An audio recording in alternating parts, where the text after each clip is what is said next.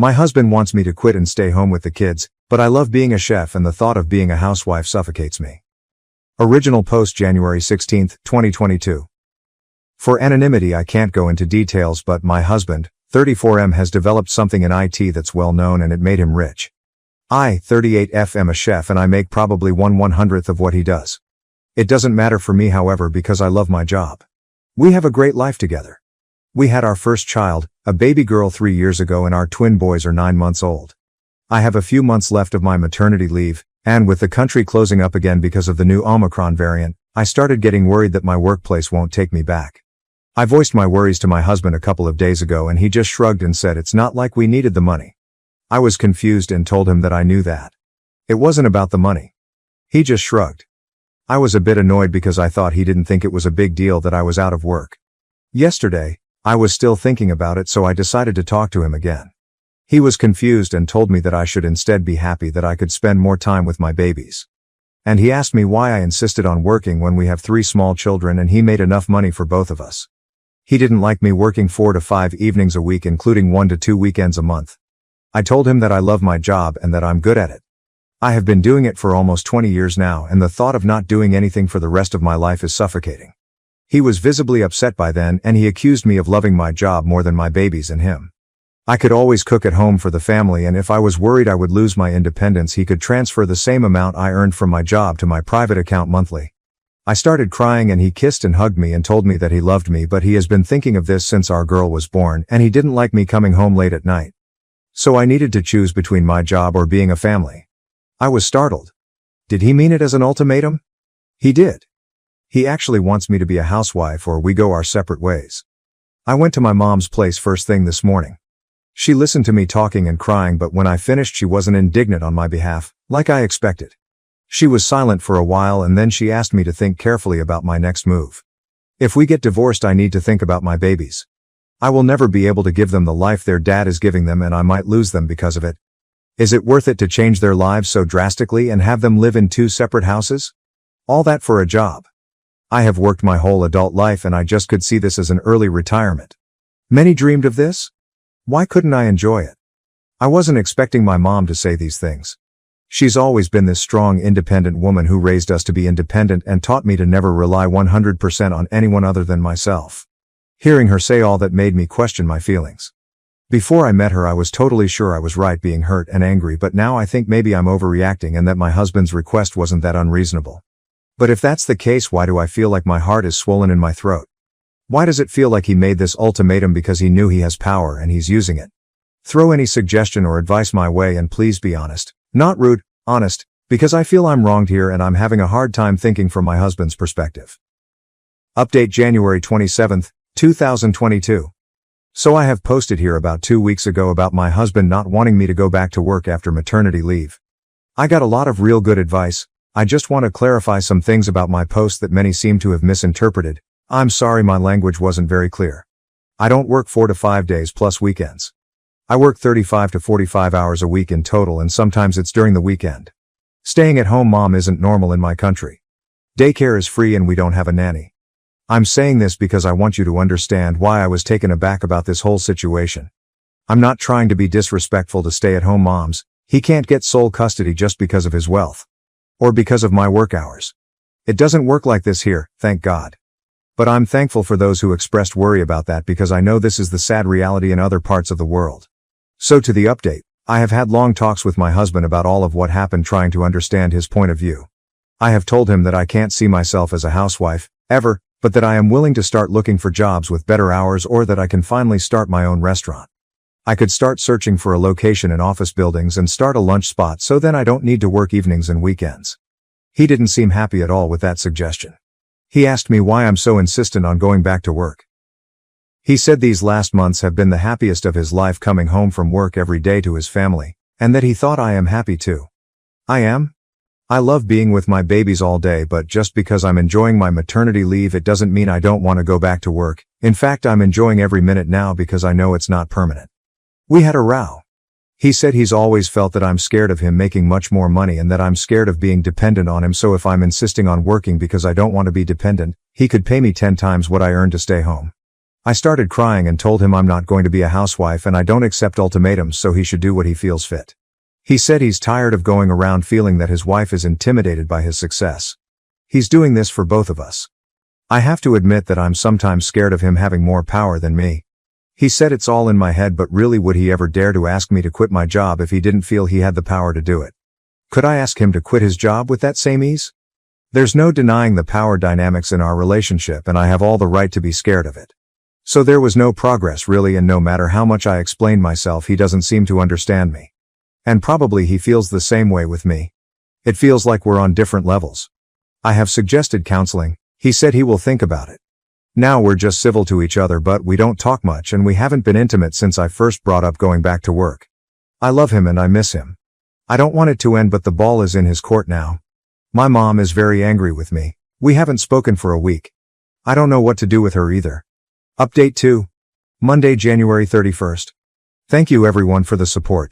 I won't be able to make any more updates because you're only allowed one. This is however not a big update, so I thought I could just add it here before the post gets locked. I will not delete this account in case I need more advice or have another update in the future that I can post as a new subject. My husband and I talked yesterday, for the first time in 2 weeks, and he was the one who initiated the conversation. I saw my chance to try to find out why he's behaving like this and at the same time make sure that he knows that I'm not backing up. I told him that while I'm enjoying my maternity leave, the thought of it being for the rest of my life suffocated me. I suffer from severe claustrophobia. I don't if it has anything to do with this. I asked him why he's doing this. He knew my job was important to me, so why was he making this impossible request when he knew it would mean the end of us? If you are having second thoughts about our marriage and want an out, please just tell me the truth. He became very upset and accused me of trying to gaslight him. He said his reasons are legit. There's nothing wrong with wanting his wife to be there for her family, and the children won't stop needing me just because they went to school. I started crying. Sorry, I'm a crybaby.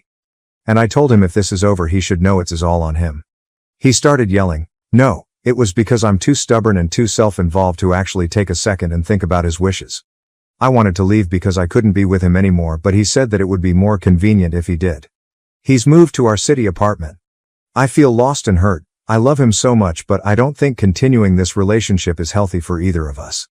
My heart is breaking for my children. I don't know what to do. For now, I will just sit tight and wait for him to send me the divorce papers. Thank you again for the help and advice. It helped a lot. P.S. Mom was here yesterday. We talked a lot and she's finally getting on my side.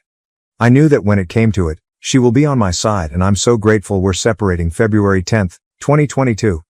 Thank you everyone for the support. My husband and I are separating. This is what he wants. As I suspected, this was more than just me going back to work. He's been feeling resentment towards a lot of things about me. Many of them I can't change and the rest I don't want to change. It's not his or my fault. We're just not compatible with each other anymore. I still have 14 months with my babies. Afterwards, all children are big enough for shared custody. I'm staying in the big house for now, but after divorce I'm going to move back to the city. I have been talking to my boss about my job. She will help me find a schedule around having the children, so maybe I will work lunch hours the weeks I have them. My ambition is still to open my own, but maybe a bit further in the future. I still love him. I thought we were inseparable, but when he started resenting the very same things he loved about me, I knew this was hopeless. It sucks big time and hurts like hell, but here we are. I worked hard for years to buy my first car. One day later, my brother stole the keys, took it for a ride, and completely wrecked it. I had spent my entire youth scrimping and saving, skipping vacations, ignoring impulse buys, and driving my beat-up old sedan into the ground, just so I could finally afford the one thing I'd always wanted. A brand new car, completely mine, paid for with my own hard-earned money. The moment I signed the paperwork and the dealer handed me the keys, I felt something I hadn't felt in a long time. Pure, unadulterated pride in myself. I ran my fingers along the smooth, gleaming hood, inhaled the intoxicating scent of fresh leather seats, and thought, this is mine. Every part of it, every detail, is mine. I hadn't even owned the car for a full day before my younger brother Jason decided my happiness was his for the taking. Jason, the child who'd been coddled and cosseted his entire life, had never broken a sweat for anything, never taken responsibility, and never faced a consequence that my parents couldn't sweep under the rug. He was the type to treat other people's things as if they were his by default, because that's how life had always worked for him. When I drove into my parents' driveway that evening to show off the car, Jason was already there, leaning against the garage with that familiar smirk of his. He barely even looked up from his phone when I parked.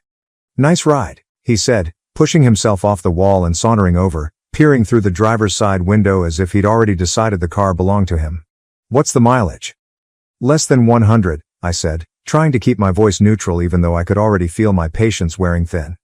Jason let out a low whistle, nodding appreciatively, and then, without asking, reached for the handle and pulled the door open. "Let me take it for a spin." I immediately lunged to slam the door shut before he could climb in, shaking my head firmly. "No way, I just got it. You're not driving it?" Jazz rolled his eyes, as if I'd just told him he couldn't borrow $1. "Oh, come on, Emily, don't be such a control freak. It's just a car." "Exactly," I retorted. "It's just a car that I busted my ass to buy. You don't get to just take it." But Jason was never the type to hear no and accept it. He just smirked, shrugged, and backed away. But there was something in his expression that sent a warning chill down my spine, as if he already had a backup plan. I should have trusted my gut. Sorry for interrupting, but please like and subscribe. That night, I left the car keys on the entryway table for a few minutes while I went upstairs to get something from my room. When I came back down, the keys were gone, and so was my car. My hands clenched into fists as the realization set in. "Jason!"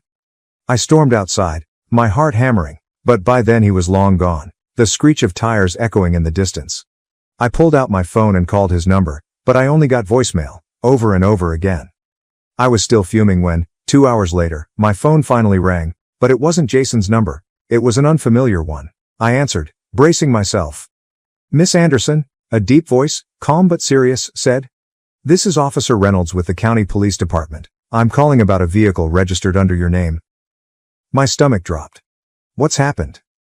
"There's been an accident." A pause. "The driver is unharmed, but the vehicle sustained significant damage."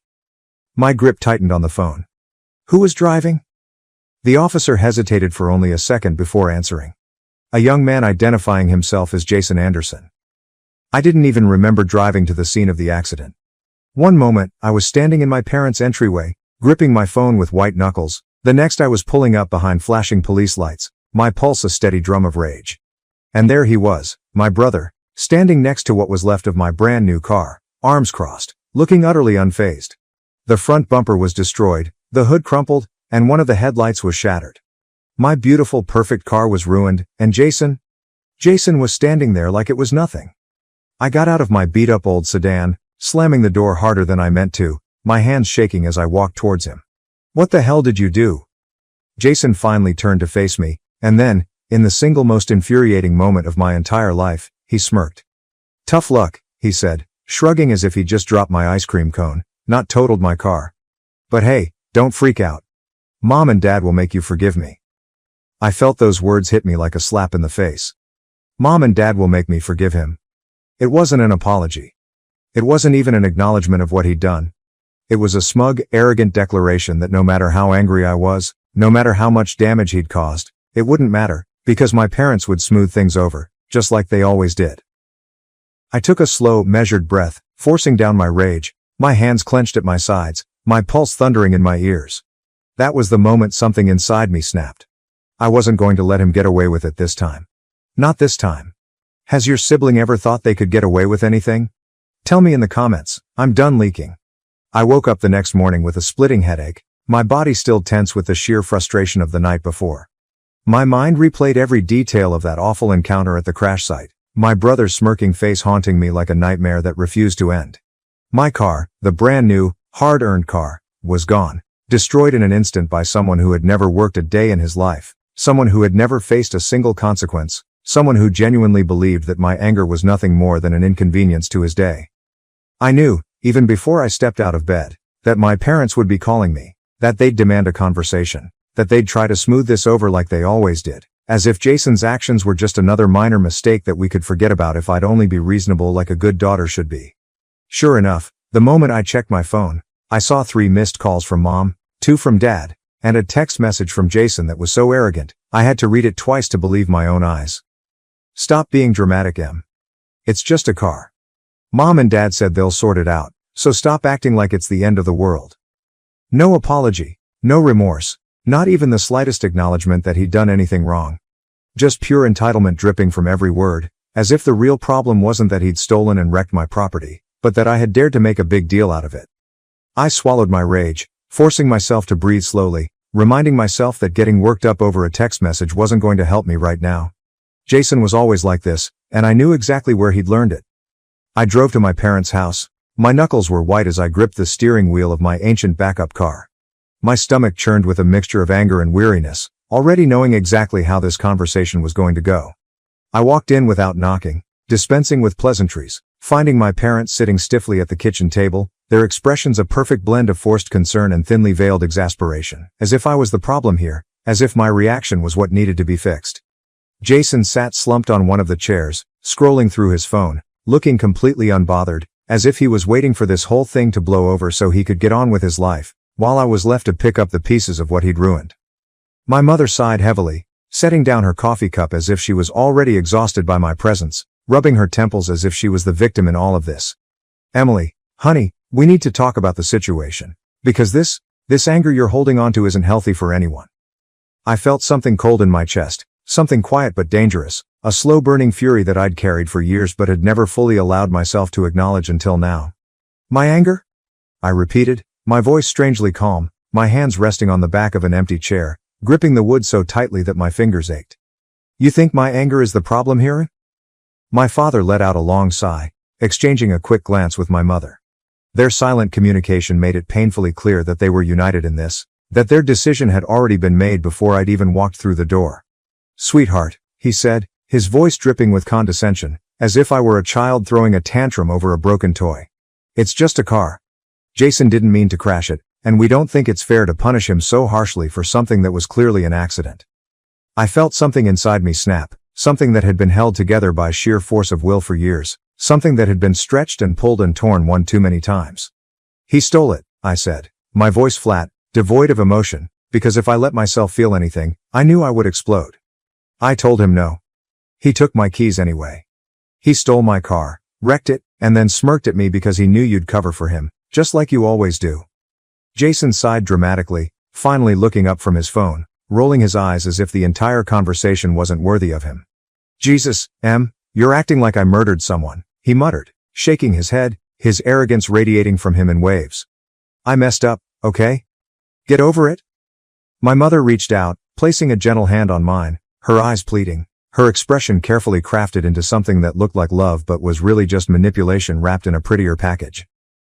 "Emily, he's your brother," she said softly, tilting her head as if she was speaking to a toddler in need of correction. "I know you're upset, but family forgives, sweetheart. That's what we do. We forgive each other." I stared at her, at the sheer audacity of those words, at the way she had so effortlessly placed the responsibility on me to fix what Jason had done, as if my feelings were an inconvenience, as if my hard work meant nothing, as if my sacrifices didn't matter, as long as Jason was happy. I realized in that moment that I had spent my entire life being conditioned to accept this treatment, to believe that my needs came second, that my anger was unjustified, that my pain was something I had to swallow quietly for the sake of keeping the family peace. But I wasn't that person anymore. I wasn't going to let them guilt me into submission this time. So, I did something I'd never done before. I smiled. It was small, just a flicker of amusement, but it was enough to make my mother pause, enough to make Jason glance at me with something almost resembling suspicion. "You know what?" I said, my voice light, my expression deceptively calm, because I'd already made up my mind. "You're absolutely right, Mom. Family forgives, and I don't want to hold on to this anger anymore." I watched as relief flooded their faces, as Jason's smirk returned, as they all leaned back in their chairs, convinced that they'd won, that they had successfully broken me down into the version of myself that they preferred. But they had no idea what I was planning. They had no idea that behind my pleasant smile and my easy agreement, I was already putting things in motion. I was going to make Jason pay for what he did. He just didn't know it yet. I had spent my entire life being told that family comes first, that forgiveness is a virtue, that holding grudges only leads to bitterness. But as I sat in my car outside the insurance office, gripping the steering wheel so tightly my knuckles turned white, I realized that those rules had only ever applied to me. Jason had never been expected to forgive or compromise or sacrifice, because Jason had never faced real consequences. Not once. Not ever. Not in all the years he had coasted through life on a wave of other people cleaning up his messes. But that was about to change. And for the first time in my life, I wasn't going to be the one left picking up the pieces. When I walked into the insurance office, the air conditioning blasted against my skin, a stark contrast to the fire simmering in my chest, the calculated rage that had been fueling me since the moment Jason had sneered in my face and told me our parents would make me forgive him. The woman at the desk barely looked up as she typed something into her computer, her voice clipped and professional as she asked how she could help. I took a deep breath, steadying myself before speaking, knowing that once I set this in motion, there would be no going back. I need to file a claim for my car, I said, keeping my tone even, my expression carefully neutral. She nodded, clicking a few more times before glancing up at me. Was it an accident? Do you have a police report? Yes, there's a report, I said, my pulse steady, my decision unwavering. And I need to report it as unauthorized use. That made her pause. She blinked once, tilting her head slightly as if trying to determine whether she'd misheard me. Unauthorized use, she repeated, her voice laced with a note of curiosity. Are you saying your vehicle was stolen? I could have said yes, but I knew better than to lie outright, especially when the truth was just as damning. I never gave permission for him to take it, I clarified, choosing my words carefully, making sure there was no room for misinterpretation. I explicitly told him he couldn't drive my car, and he took it anyway. That's theft, isn't it? The woman hesitated for only a second before nodding slowly, typing something into her system, her gaze flicking towards the screen as she read through what I assumed were company policies on situations like this. If you can provide proof that you denied him permission and he took the vehicle regardless, then yes, this qualifies as unauthorized use. I reached into my purse, pulling out my phone, my fingers moving swiftly as I pulled up the text messages from Jason, the ones where I'd told him no, the ones where he'd laughed it off like my words meant nothing. I turned the screen towards her, watching as she read over the messages, her eyebrows raising slightly before she nodded again. This should be sufficient, she said, her voice now purely professional, her fingers moving over the keyboard with precision. Since you're filing for unauthorized use, the liability will not fall on you, it will transfer to the driver. The liability would transfer to Jason. The reality of it sank in slowly, like warm honey drizzling over the cold steel of my fury, coating it in something rich and satisfying. Jason, who had spent his entire life escaping responsibility, was finally going to have to answer for something. Jason, who had laughed in my face and told me I would have to forgive him, was about to learn what it felt like when the world didn't bend to his will. How much are we talking about? I asked, keeping my voice steady, though inside, my heart was thrumming with a strange, unfamiliar thrill. The woman glanced at her screen, adjusting her glasses before answering. Well, given the extent of the damage, the estimated total he'll be responsible for is somewhere between $30,000 and $40,000. As I inhaled $30,000 to $40,000, I felt victorious. Jason was never punished, simply slapped on the wrist. I wouldn't move to stop that weight from falling on him. After leaving work, the sun was brighter, the air was sharper, and I felt happy for the first time since this nightmare began. I felt strong. Feeling free. Later that night, I scrolled through social media in my apartment, narrowing my eyes when I saw Jason's latest post, a photo of him and his friends at a bar with drinks and his usual arrogant caption. A few cocktails can fix a bad day. Some need to relax and move on. Life's too short for small worries. Little things? The sheer audacity of it sent a ripple of laughter through me, a sound so foreign that it startled me for a moment before I leaned back against the couch, shaking my head in amusement. Jason felt he won. He thought it was over. He believed our parents had saved him again, that everything would be well, and that I had swallowed my anger and moved on as usual. Before the insurance claim was approved, Jason wouldn't know I wasn't letting it go. Jason learned the hard way this time, and he discovered what I did too late. At dinner, I felt their expectations suffocating me, as if they had decided this would be my night to conform. My mother decorated the table like a holiday gathering with candles, roasted chicken, and buttery mashed potatoes to underscore that this was a family night of reconciliation and a scene meticulously constructed to smooth over an unneeded disagreement.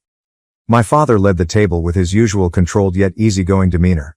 However, I understood why we were here, why this supper had been scheduled so soon after the accident, and why Jason sat across from me with that insufferable smirk and his phone next to his plate, as if he couldn't pretend it mattered.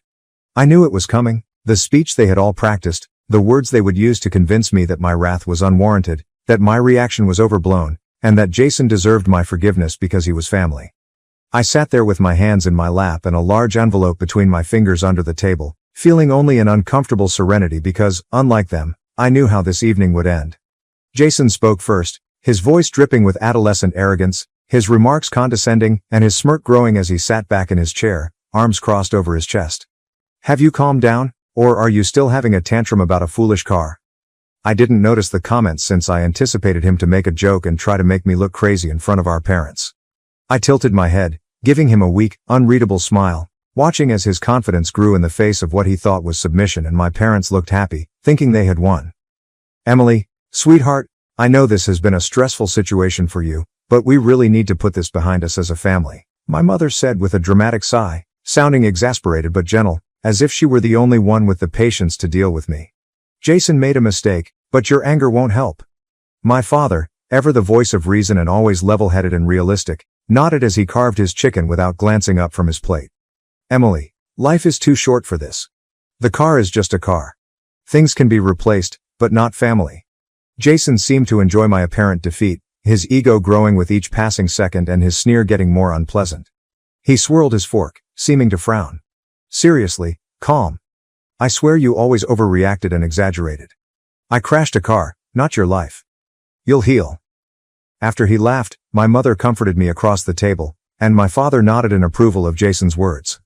I cautiously removed the envelope from under the table and presented it to Jason. All three stopped when thick paper touched polished wood. Jason hardly looked up, shaking his head and rolling his eyes like I was being dramatic, like whatever I was about to do couldn't possibly be worth his time. "Is this an angry letter about how I injured you?" "Read it," I said simply, my voice even, my expression unreadable. My tone must have grabbed his attention because, for the first time that night, his delight diminished and his smirk faltered as he hesitated before tearing open the envelope. After pulling out the papers and scanning the phrases across the top, his face lost color so quickly that it was almost delightful to watch, almost poetic in its irony.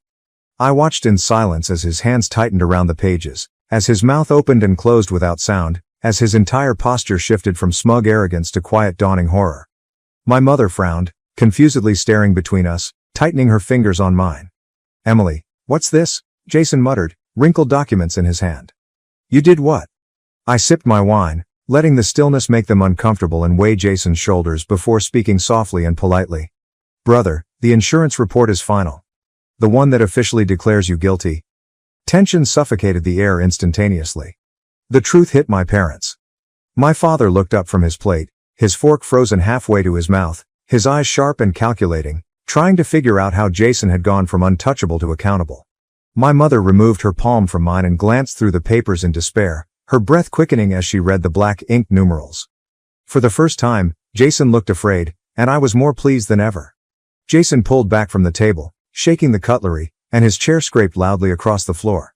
He gasped, his face contorted in surprise and rage, and his hands crumpled the insurance paper.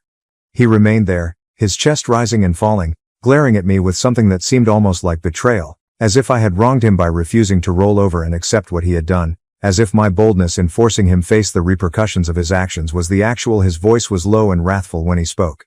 "Emily, this isn't funny. Tell me you're kidding."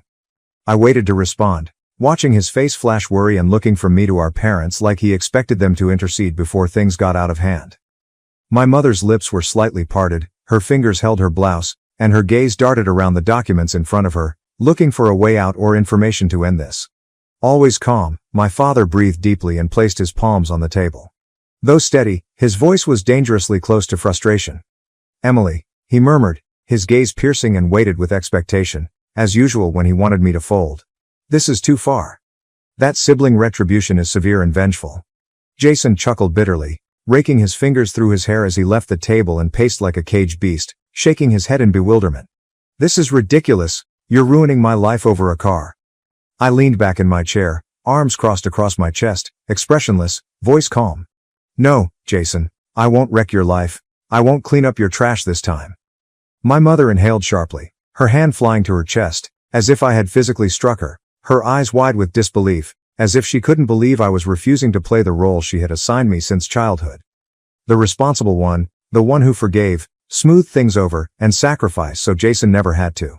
"Sweetheart, this is going to follow him for years," she muttered, shivering, her fingers closing around the papers as if to erase them. "The financial load of insurance claims can ruin a person's credit, future, and ability to—" "Mom," I interjected, my voice harsher, my tolerance eroding, my hands pressing against the table to prevent erupting.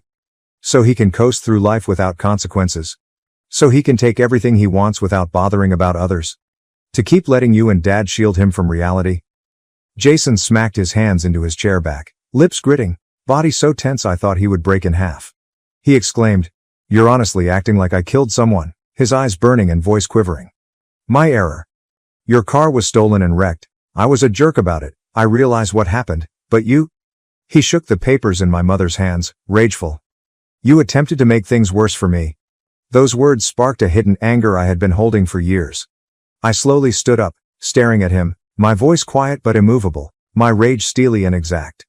"If you didn't care when I lost what I worked for, why should I care now that you're losing something?" The words hit him harder than I expected, knocking the breath from his lungs, his expression momentarily faltering, a flicker of something almost like regret flashing across his face, but it was gone just as quickly, buried beneath layers of entitlement, of anger, of the unwavering belief that I was the one being unfair. My father exhaled and stroked his temples as if my cave reluctance frustrated him. "Emily, I know you're mad, but this is wrong. The family. Nobody hurts each other." Shaking my head, I laughed sourly with crossed arms. "None of us hurt each other? Dad, that's amusing because you let Jason hurt me." Jason scowled and grabbed his hair like he was pulling it out. He murmured, "I don't have that amount of money," quivering his voice as he realized, "How am I expected to pay?" For the first time that night I smiled, but it was cold, hard, and unforgiving. "Figure it out," I said, turning my back on him and striding toward the door, refusing to look back or show him any hesitation in my expression. My mother yelled after me, pleading with me to think this through, be sensible and not tear the family apart, but I didn't stop, turn, or delay. Jason stole from me and would return it for the first time, like it or not. I could imagine Jason pacing in his overpriced apartment, running his hands through his hair, calling our parents every hour to fix this, just like they had fixed everything else for him, never considering that maybe this was too much. Days passed, but Jason didn't call, text, or try to reach out. I knew my parents had money, but I knew they couldn't spend $40,000 without sacrificing, digging into their security accounts, and upsetting their comfortable lifestyles. I know my parents disliked discomfort. When Jason arrived at my flat, I recognized him without looking through the peephole. My assumptions were confirmed by the violent hammering on my door, the impatient huff of breath from the other side, and the whining through the wood. I waited to answer, letting him simmer, letting the stillness make him worry if I would even acknowledge him, and letting him feel my rage and powerlessness when he stole my car and smashed it without consideration. When I answered the door, I saw him looking disheveled with larger circles under his eyes, his normally confident posture somewhat stooped, and his fingers twitching at his sides, like he was barely keeping himself together. I leaned against the doorframe, crossed my arms, arched an eyebrow, and looked neutral. "Something wrong, Jason?" His jaw clenched at my words, his eyes burning with something dark, frightening, and like a last-ditch attempt at control. "You must undo this," he said in a quiet, anxious voice. "I don't care what you want, remove this." I breathed calmly through my nose, shaking my head slightly, my countenance consistent and my patience non-existent. "It's done," I said calmly. "You'd need a lawyer and $30,000 to fight it, and we know you don't have either." For a fleeting second, I saw something in his face shatter, a tiny fracture in his lifelong map of confidence, a flare of pure, unfiltered panic he couldn't control. As swiftly as it emerged, it was gone, replaced by wrath, resentment, and his usual protective attitude when things went wrong. The loud, bitter chuckle came as he ran both hands through his hair before lowering them to his sides, shoulders strained, breathing irregular. "You hate me so much?" he demanded, his voice increasing and his composure eroding. "You really believe I deserve my life destroyed over a car?" I inclined my head, eyeing him with a chilly, detached, and apathetic enjoyment. "Jason, you wrecked my automobile without thinking. Why should I worry about damaging your bank account?" He clenched his fists, flared his nostrils, shook with rage, and cried out in despair. "This is unjust, Emily. You're punishing me for something minor. Okay, my error. And foolish error. Your actions are evil, premeditated, and insane." I felt my lips twitch, not quite a smile, not quite anything at all, just a small, satisfied acknowledgement of the irony of the moment, of the way Jason was finally experiencing something he had never once considered before. Accountability. "You'll figure it out," I muttered, shifting my weight onto one foot and speaking gently, almost dismissively. "You always do that?" Jason had nothing to say for the first time in his life when his phone buzzed in his pocket before I could close the door. I saw his expression change into fear, his fingers trying to get it out, and his eyes scanning the screen with uncertainty and dread. Leaning nonchalantly against the doorframe, I saw his expression darken, jaw tighten, and fingers hold the phone so firmly that his knuckles turned white. "What's wrong, Jason?" His mouth opened slightly, like he wanted to say something, but no words came out, just a sharp, uneven breath, just the sound of his own world crumbling around him, and I knew in that exact moment that he had finally gotten the message I had been waiting for him to receive. The one from his employer, informing him that his reckless behavior had raised concerns, explaining that his recent promotion was now being reevaluated, and making it clear that Jason was totally alone for the first time. I didn't wait for him to look up at me, see his complete understanding, or hear his pitiful justification or desperate appeal. I gently closed the door in his face with a leisurely, knowing, happy smile. My stepsister lied that I was a prostitute and addict out of jealousy. My dad and stepmom believed her, ruined my reputation, and kicked me out. It never occurred to me, 22 degrees Fahrenheit, that a single family vacation would ruin my relationship with my entire family, yet here we are. I was a junior in college, working part-time at a coffee shop, keeping my life together, and maintaining a 3.8 GPA in business administration when this catastrophe began. During what should have been a restful spring break in Florida, everything changed. In order to strengthen our relationship, my dad, $45 million, and stepmom, $42 million, thought it would be a great idea to share a room at the beach resort with my stepsister Lisa, $19 million. Although we weren't really adversaries, we had never been close. I was only there, but she was always their golden child. The neglected one who, for some reason, was never quite good enough. The initial days were awkwardly polite. By essentially acting as though the other person didn't exist, we were able to get along. It lasted until the third day, when I used her hairbrush without asking permission, causing things to blow up over something absurdly trivial. Lisa lost it instead of just warning me not to use it. She took my beauty bag and tossed it out the window on the 4th story. Almost everything I took for the trip, including my $200 foundation, broke on the concrete below. The true silent treatment started at that point. This was not your normal adolescent cold shoulder. Lisa refused to even acknowledge me when I was directly in front of her, acting as like I didn't exist. I didn't realize this was only the beginning. First, I thought, great, at least she's not destroying my stuff anymore. Things became strange back home. My stepmother and Lisa began having these lengthy, whispered chats that would inexplicably end as soon as I entered the room. Until I observed that my dad was also acting strangely, I didn't give it much thought. He would give me these expressions, which were more like disappointment than anger. Even dismayed. It made my skin crawl, although it was difficult to tell. My stepmother began to follow up with me all the time, asking strangely detailed questions about my whereabouts, the people I was meeting, and my payment methods. She would even phone my pals to confirm my location because the surveillance became that intense. My dad never knocked on my door before, but one night he entered my room and dropped a bombshell that turned everything upside down.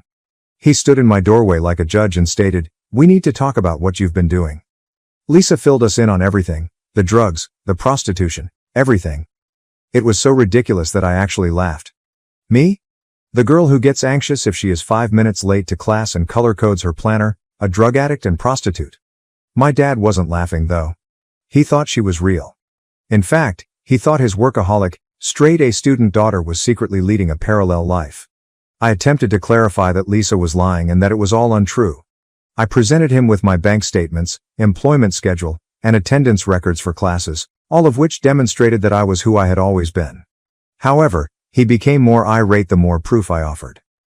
Why would Lisa fabricate a story like this? He repeated himself. She is concerned for you? Everyone is concerned about you. After that, things quickly got out of hand. While I was in class, my stepmother began searching my room for proof. They questioned my pals, kept an eye on my bank account, and even made several calls to my place of employment to check on me. Without my knowledge, they downloaded a tracking program to my phone. I didn't know until my stepmother challenged me about taking a break from class to go to a coffee shop. When my dad insisted on seeing all of my emails and social media accounts, it was the tipping point.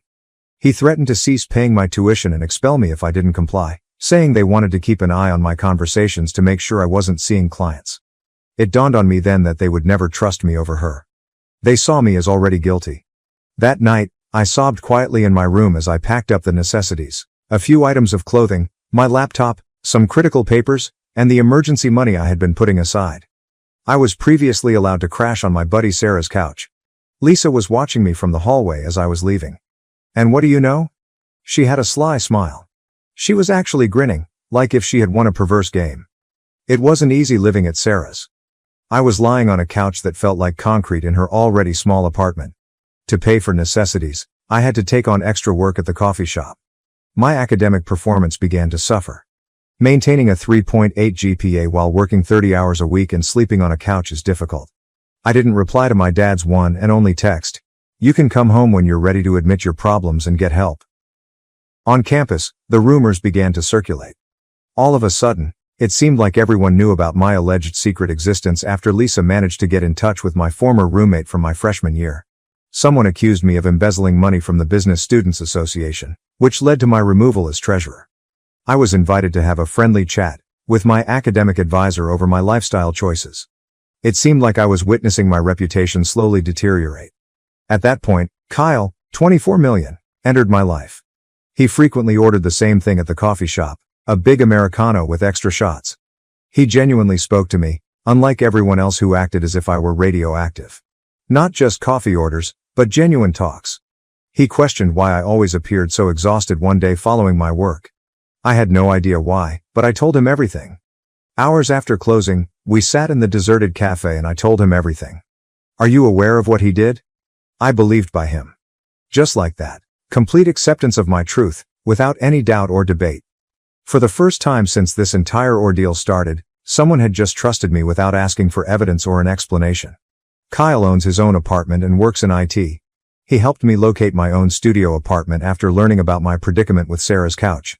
It's small, just a little bit larger than my previous bedroom, but it belongs to me. Because my credit wasn't good enough on my own, he even co-signed the lease. Slowly, our relationship grew. On movie nights, we would watch old comedy on his laptop until we fell asleep. He would bring me coffee during study sessions and listen to me rehearse my speeches. Little things that restored my sense of normalcy. I had someone on my side for the first time in months. Kyle made the proposal 3 months ago. He brought out a ring, which was simple, exquisite, and just like him, as we were eating Chinese takeout on the floor of my small flat. I instantly responded yes. I felt as though my life was finally moving in the right direction. In addition to supporting me and understanding me, Kyle was also aware of the truth about everything that had transpired with my family. I witnessed his parents' sincere happiness and enthusiasm over the video chat that evening when we contacted them to break the news. The contrast between their response and what I would anticipate from my own family really got to me. The true drama resumed at that point. Lisa somehow learned of the engagement. My phone was overflowing with texts from my stepmother and father in a matter of days. All of a sudden, they want reconciliation. Despite their discussions of family feelings and moving forward together, none of them ever admitted that Lisa had lied. For believing her over me, hardly one expressed regret. All they wanted was for me to move on from the incident and resume my role as a happy family. Especially poignant was my father's message. Your wedding day should be about family. Don't allow pride to prevent you from inviting everyone. Does he believe this is about that? Not the fact that they effectively labeled me a drug addict and a prostitute. Not the fact that in my own house they treated me like a criminal. Not the fact that, without even giving me an opportunity to defend myself, they decided to believe Lisa's lies? Kyle proposed that we run away. Away from the drama, somewhere calm and quiet, just the two of us. To simply go away from all of this family turmoil and begin our life together without any burdens is what I want to accomplish. A part of me, however, longs for a real wedding so I can stand in front of everyone and prove to them that I made it through. That in spite of everything they did to bring me down, I managed to create a good life. Last week, I began organizing the wedding. We're planning a modest ceremony for the spring after my graduation, nothing grand. Kyle's family has been tremendously helpful, donating their backyard for the wedding and even helping with the arrangements. I always imagined that I would go dress shopping with my stepmother, and his mom accompanied me. When I found the one, a stunning A-line dress with intricate lace details, she refrained from crying. She remarked, "You look gorgeous, sweetheart." I briefly lost sight of the fact that she wasn't my biological mother. The problem with family is that sometimes the people who select you are more likely to love you than those who are meant to love you automatically. The guest list is the most difficult portion now. Kyle adds that whether or not I invite my family is completely up to me. Today is your day, he declares. You owe them nothing at all. He is correct. I am aware that he is correct. But why is it still so painful? Why do I still find myself pondering whether or not to call them while looking at my phone? I have a box of invites on my desk, some of which bear the names of my relatives. I feel nauseous every time I gaze upon them. Given how much they contributed to your suffering, how do you invite them to share in your joy? The hardest part is that I am fully aware of the consequences if I choose not to invite Lisa. My father will not attend. My stepmother will do the same. And since that's what they do, the rest of the family will most likely support them. She is always the one they pick. Always. Emma, 26F, Kyle's sister, has been my unofficial wedding planner and sane voice during this whole ordeal. She understands it differently than other people because she experienced something similar with her ex's family. She said to me, "Your wedding day is about celebrating love, not apologizing for existing." She is correct. The focus of this day should be Kyle and I, the life we are creating together, and the family we choose to be a part of instead of the one we are born into. A mother of the bride dress in a store window, a father-daughter dance song on the radio, or the blank spots in my wedding planning binder where family photos should be are just a few examples of the little things that remind me of what I've lost every time I think I've come to terms with the absence of my family. My extended family has also begun to take sides. Aunt Susan told me over the phone yesterday that family is forever, and that I must be the stronger one. In a lengthy correspondence, my uncle discussed forgiving others and moving on. My cousins have been using passive-aggressive social media posts about loyalty and blood being thicker than water. It seems as though they are all following the same script, which portrays me as the bad guy since I didn't want my abuser to attend my wedding. During those difficult months when I was juggling extra shifts and trying to maintain my grades, none of them were there. When I had to explain to lecturers why I couldn't take the holidays at home, none of them were present. When I sobbed myself to sleep, wondering what I had done to merit being treated like a criminal by my own family, none of them were present. Because Lisa is exactly that. Someone who made a concerted effort to ruin my life. She created a whole story to keep me apart from everyone I cared about, not just one falsehood. She smiled while she watched me lose our relationship with our parents, my home, and my reputation. The most annoying thing is that they still don't realize Lisa was lying, even now that my life is finally on track. I graduated with honors in spite of everything, I got a job offer from a reputable company in the city, and I married a wonderful man. My accomplishments ought to be sufficient evidence that I wasn't who she said I was. However, they can't acknowledge they were mistaken since they are so committed to her version of events. I have therefore made the decision to invite my dad and stepmother but not Lisa. With such knowledge, people are free to do as they like. I'll walk down the aisle by myself, head held high, knowing that I didn't sacrifice my dignity to maintain harmony if they choose not to attend. After all, self-respect is ultimately what this is after all.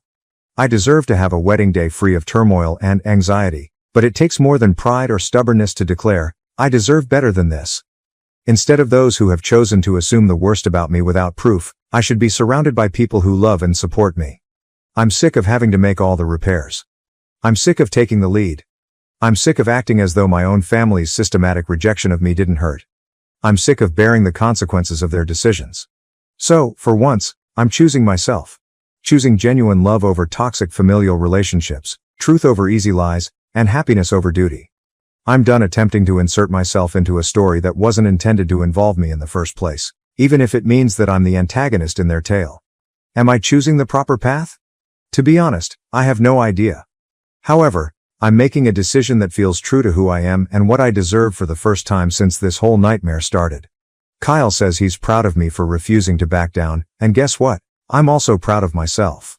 The terrified young woman who packed her bags in the middle of the night has matured into a self-assured individual who recognizes her value, realizes that true love does not necessitate putting up with abuse, and has the courage to put her own pleasure ahead of other people's expectations. Perhaps the freedom to finally be that person is the true wedding present I'm giving myself. First update. I wish I could say that things had improved since my last post, which was 6 months ago, but life has a way of catching you off guard. Everything changed when Lisa's ex-boyfriend sent me a message last month. He messaged me on Facebook and said he wanted to share something significant with me regarding the gossip Lisa was spreading. I hesitated to answer at first. Kyle and I were content to concentrate on our wedding preparations, and I've worked hard to put all the drama behind us. However, what he revealed to me clarified and exacerbated the suffering. Lisa apparently had a total breakdown after a fight with her now ex-boyfriend a few weeks ago after getting wasted at a party. She came clean about everything, including the fact that she made up all the stories that I was a drug addict and prostitute. Why? She felt that I was receiving too much attention from men at her college, which made her envious? That's all. She was jealous of the fictitious attention I allegedly received from boys at her school, which is why she ruined my relationship with my family. I didn't even go to that school. Hours passed while I sat there looking at his messages, feeling like I might pass out. Screenshots of their text exchanges, in which she had revealed everything, were sent by her ex. He even volunteered to be honest with my parents if I asked him to. To be honest though, I no longer give a damn. The harm has been done. Kyle just held me while I sobbed when I showed him the messages. I was angry, not because I was depressed. 3 years of my life, 3 years of my own family treating me like a criminal. For 3 years, I doubted myself and had to start again because my stepsister was envious. I believed that having evidence would help me feel better. I believed that there would be some sort of closure if I knew the truth. Rather, it only served to highlight how little my family actually cared for me. They made the decision to accept these baseless charges in the absence of proof. Because Lisa said so, they cut me off, tossed me out, and treated me like I had no value. This is where the situation becomes even more intricate. Lisa discovered that her ex had gotten in touch with me somehow.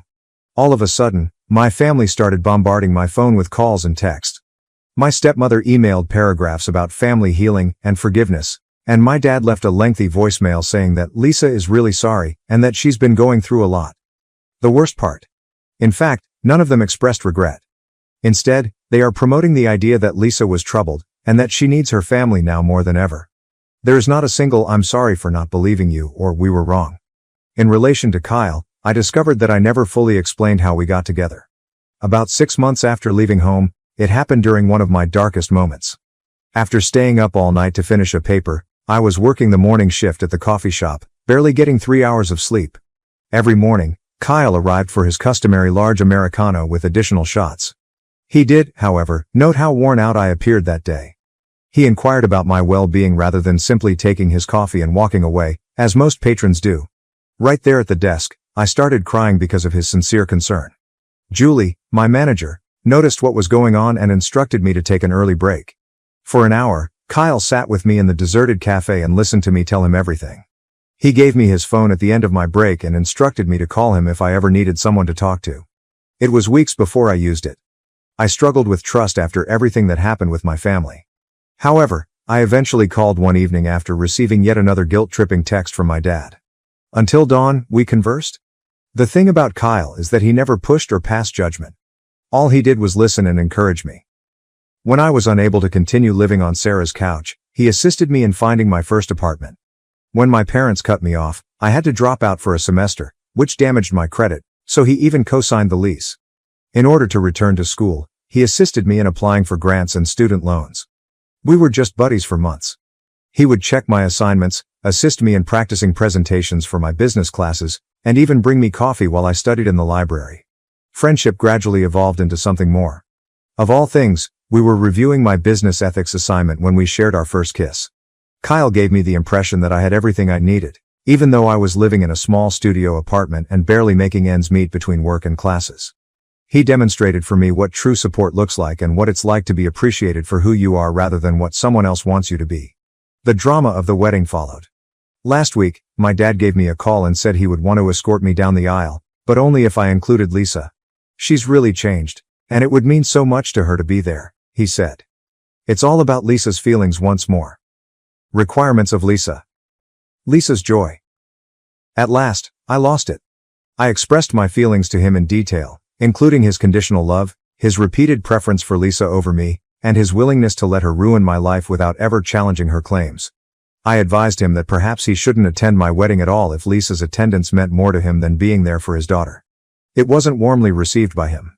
When I refused to back down, Dad threatened to not attend the wedding without Lisa, claiming that I was tearing the family apart, and that I needed to let go of the past. My stepmother supported him by stating that real family forgives and forgets, and that they are a package deal. Kyle's family has been tremendously helpful in the interim. Last weekend, his parents hosted a simple backyard cookout for our engagement, complete with close friends and family. His dad gave a moving speech that brought everyone to tears, and his mom created this lovely photo montage of our friendship. Yes, even Kyle. Seeing them so really celebrate our love opened my eyes to what true family support looks like. Plans for the wedding. After removing all the drama, The wedding preparations are progressing rather nicely. We discovered the ideal location for the reception, a tiny garden featuring an old-fashioned greenhouse. In an effort to give me something to pass on to our future children, Kyle's mother has been teaching me their family recipes. Through all of this, his sister Emma, who will be my maid of honor, has been incredible. She has shared her personal experiences with toxic family members and has helped me realize that it's acceptable to put my mental health above my responsibilities to my family. I had my last dress fitting last week. Along with my best friend Sarah, Kyle's mother and sister were present. I didn't miss Lisa or my stepmother when I put on the dress and looked in the mirror with other women who truly cared about me. Rather, I was appreciative of the family I had chosen and the one that had chosen me in return. Because he has demonstrated to me what unconditional parental love looks like, Kyle's father will accompany me down the aisle, not because he is taking my father's place. The list of guests is short but significant. All of the attendees have supported me at my darkest moments. Relocating to Seattle after the wedding, we're relocating to Seattle for Kyle's new work. The relocation is being assisted by his firm, and we have already located an apartment. It's a new beginning in every sense of the word. A new town, a new city, and new employment prospects. Above all, it's far enough away that we won't have to worry about bumping into my relatives at the neighborhood coffee shop or grocery store. Sometimes the future we are planning seems like a dream. As we make plans for when we are both stable in our careers, we have started looking at homes in the Seattle suburbs. Kyle talks of one day starting a family and creating the kind of household we both hoped we had as children. It's simultaneously thrilling, frightening, and ideal. I blocked my entire family on all platforms yesterday, including social media, email, and phone numbers, something I should have done years ago. No more messages that make you feel guilty. No more playing with emotions. No more justifications like, but she's family. The truthful response to the question of whether I miss my family is yes. However, I miss the family I believed I had rather than the one that is real. Instead of the father who decided to assume I was a drug addict without any evidence, I miss the father who taught me how to ride a bike. Instead of going through my belongings in search of proof of crimes I never committed, I mourn the stepmother who used to assist me with my homework. Blood is thicker than water, I'm being harsh, and I'll regret this choice, several extended family members have been contacting me to say. But what do you know? The only thing I think I'll regret is squandering so many years attempting to win the affection of people who would never have chosen me in the first place. Last week the invites were sent out without my stepmother's, dad's, or Lisa's names. Even though there aren't many individuals on the guest list, they all genuinely care about me. Individuals that supported me when my own family refused to. People who unconditionally love me. My self-respect is compromised by those who encourage me without expecting anything in return. In my most recent post, someone asked if I ever considered what would have happened if I had simply forgave and moved on. The fact is, I do occasionally consider it. However, I then recall Lisa's sly smile as I was leaving the house that evening. I recall that without any proof, my father decided to assume the worst about me. I recall my stepmother treating me like a criminal, rummaging through my belongings, and phoning my place of employment. Now that I know that it was all due to Lisa's jealousy, that she deliberately attempted to ruin my life because she felt I was receiving too much attention, it only serves to affirm that I was correct to cut them off. Kyle asserts that I underestimate my own strength. He might be correct. I was the terrified girl who slept on a friend's couch 3 years ago, wondering if I would ever feel normal again. I'm now getting married to a wonderful man, starting a career, graduating with honors, and finally experiencing what true family love is like. To the one who inquired as to whether I worry about regrets, I do occasionally. However, I'm more concerned about the guilt I would experience if I allowed my family to continue to control and harm me. Walking away from individuals who only love us when it suits them is sometimes the bravest thing we can do. I'm now satisfied with the way things have worked out, and our wedding is in 6 weeks. It's not the wedding I envisioned as a child. No mother of the bride speech, no father-daughter dance, and no large family portraits with everyone dressed alike will take place. However, it will be genuine. There will be someone there who supported me, who had faith in me, who had chosen me. Fixing a family that never truly wanted to be healed is something I'm done with. I'm tired of having to be the one who must understand, forgive, and put everyone else's sentiments ahead of my own. I'm tired of being Lisa's backup daughter, the one who is only valuable when she doesn't require attention. Since I really don't have anything more to say, this is my final update. Lisa is no longer the subject of my story. It has nothing to do with my stepmother, father, or the family that didn't pick me. It has to do with the family Kyle and I are creating. About the love I discovered in the most unlikely locations. About the strength I was unaware I possessed. In 6 weeks, I will tie the knot with a man who truly loves me. For the first time in years, I'm not anxiously waiting for the other shoe to drop as we begin a new life in a new place. All I'm doing is living, loving, and at last, being free. I want to express my gratitude to everyone who has supported me and followed my path. Your words of support gave me the courage to defend my position. Additionally, it's acceptable to leave if you're dealing with toxic family members. Making your own decision is acceptable. Finding happiness on your own terms is okay. There are instances when the family we build is more authentic than the one we are born into. And it's not just acceptable. It's stunning. My golden brother hired a private investigator to expose me as a failure, but instead, he uncovered my multi-million-dollar success. I was raised in a quaint little village with my 2 siblings. The middle sibling is me. The fact that everyone there knows one another can be both a strength and a weakness. My father is the kind of man who puts in a lot of work but keeps his emotions to himself. He is now thinking about retiring. My mother is the total opposite of him. She has consistently maintained the house and upheld the traditional ideals she was taught growing up. My parents are both from traditional, religious families. They are my parents, and I love them, but I've always felt that I didn't live up to their standards. The fact that they appear to view me as the family's disappointment hurts. In contrast, my older brother is the family's golden boy. At 40, he settled down and married a calm, reticent woman. Their 2 sons have a strong interest in sports, particularly rough and tumble sports. To put it mildly, they're a pain. My brother appears to feel it is his duty to guide me in life. He works as a car salesperson at a local dealership. His mentorship, however, feels more like him treating me like a project he can't manage, as if I'm always in need of assistance and should be appreciative of any time he spends with me. He presents a picture of a wonderful existence, talking about his athletic children, his powerboat, and his ATVs, but his counsel frequently comes off as boasting about his big house, fancy cars, and his so-called trophy wife. I feel even more alone as a result of this. I was the sensitive child at school who frequently broke down in tears and appeared to always find an excuse for why things didn't go as planned. I wasn't a strong, tough child or athletic. As an alternative, I was made fun of and kept out of most activities. Having asthma made me feel even more alienated. The worst thing? Asthma is not considered a significant medical problem by my parents. Furthermore, I have battled depression for as long as I can remember. I was never the kind of child who could run down a field or throw a football straight. My parents frequently made remarks about how I wasn't as intelligent or gregarious as my older brother and frequently made comparisons between us. School was challenging.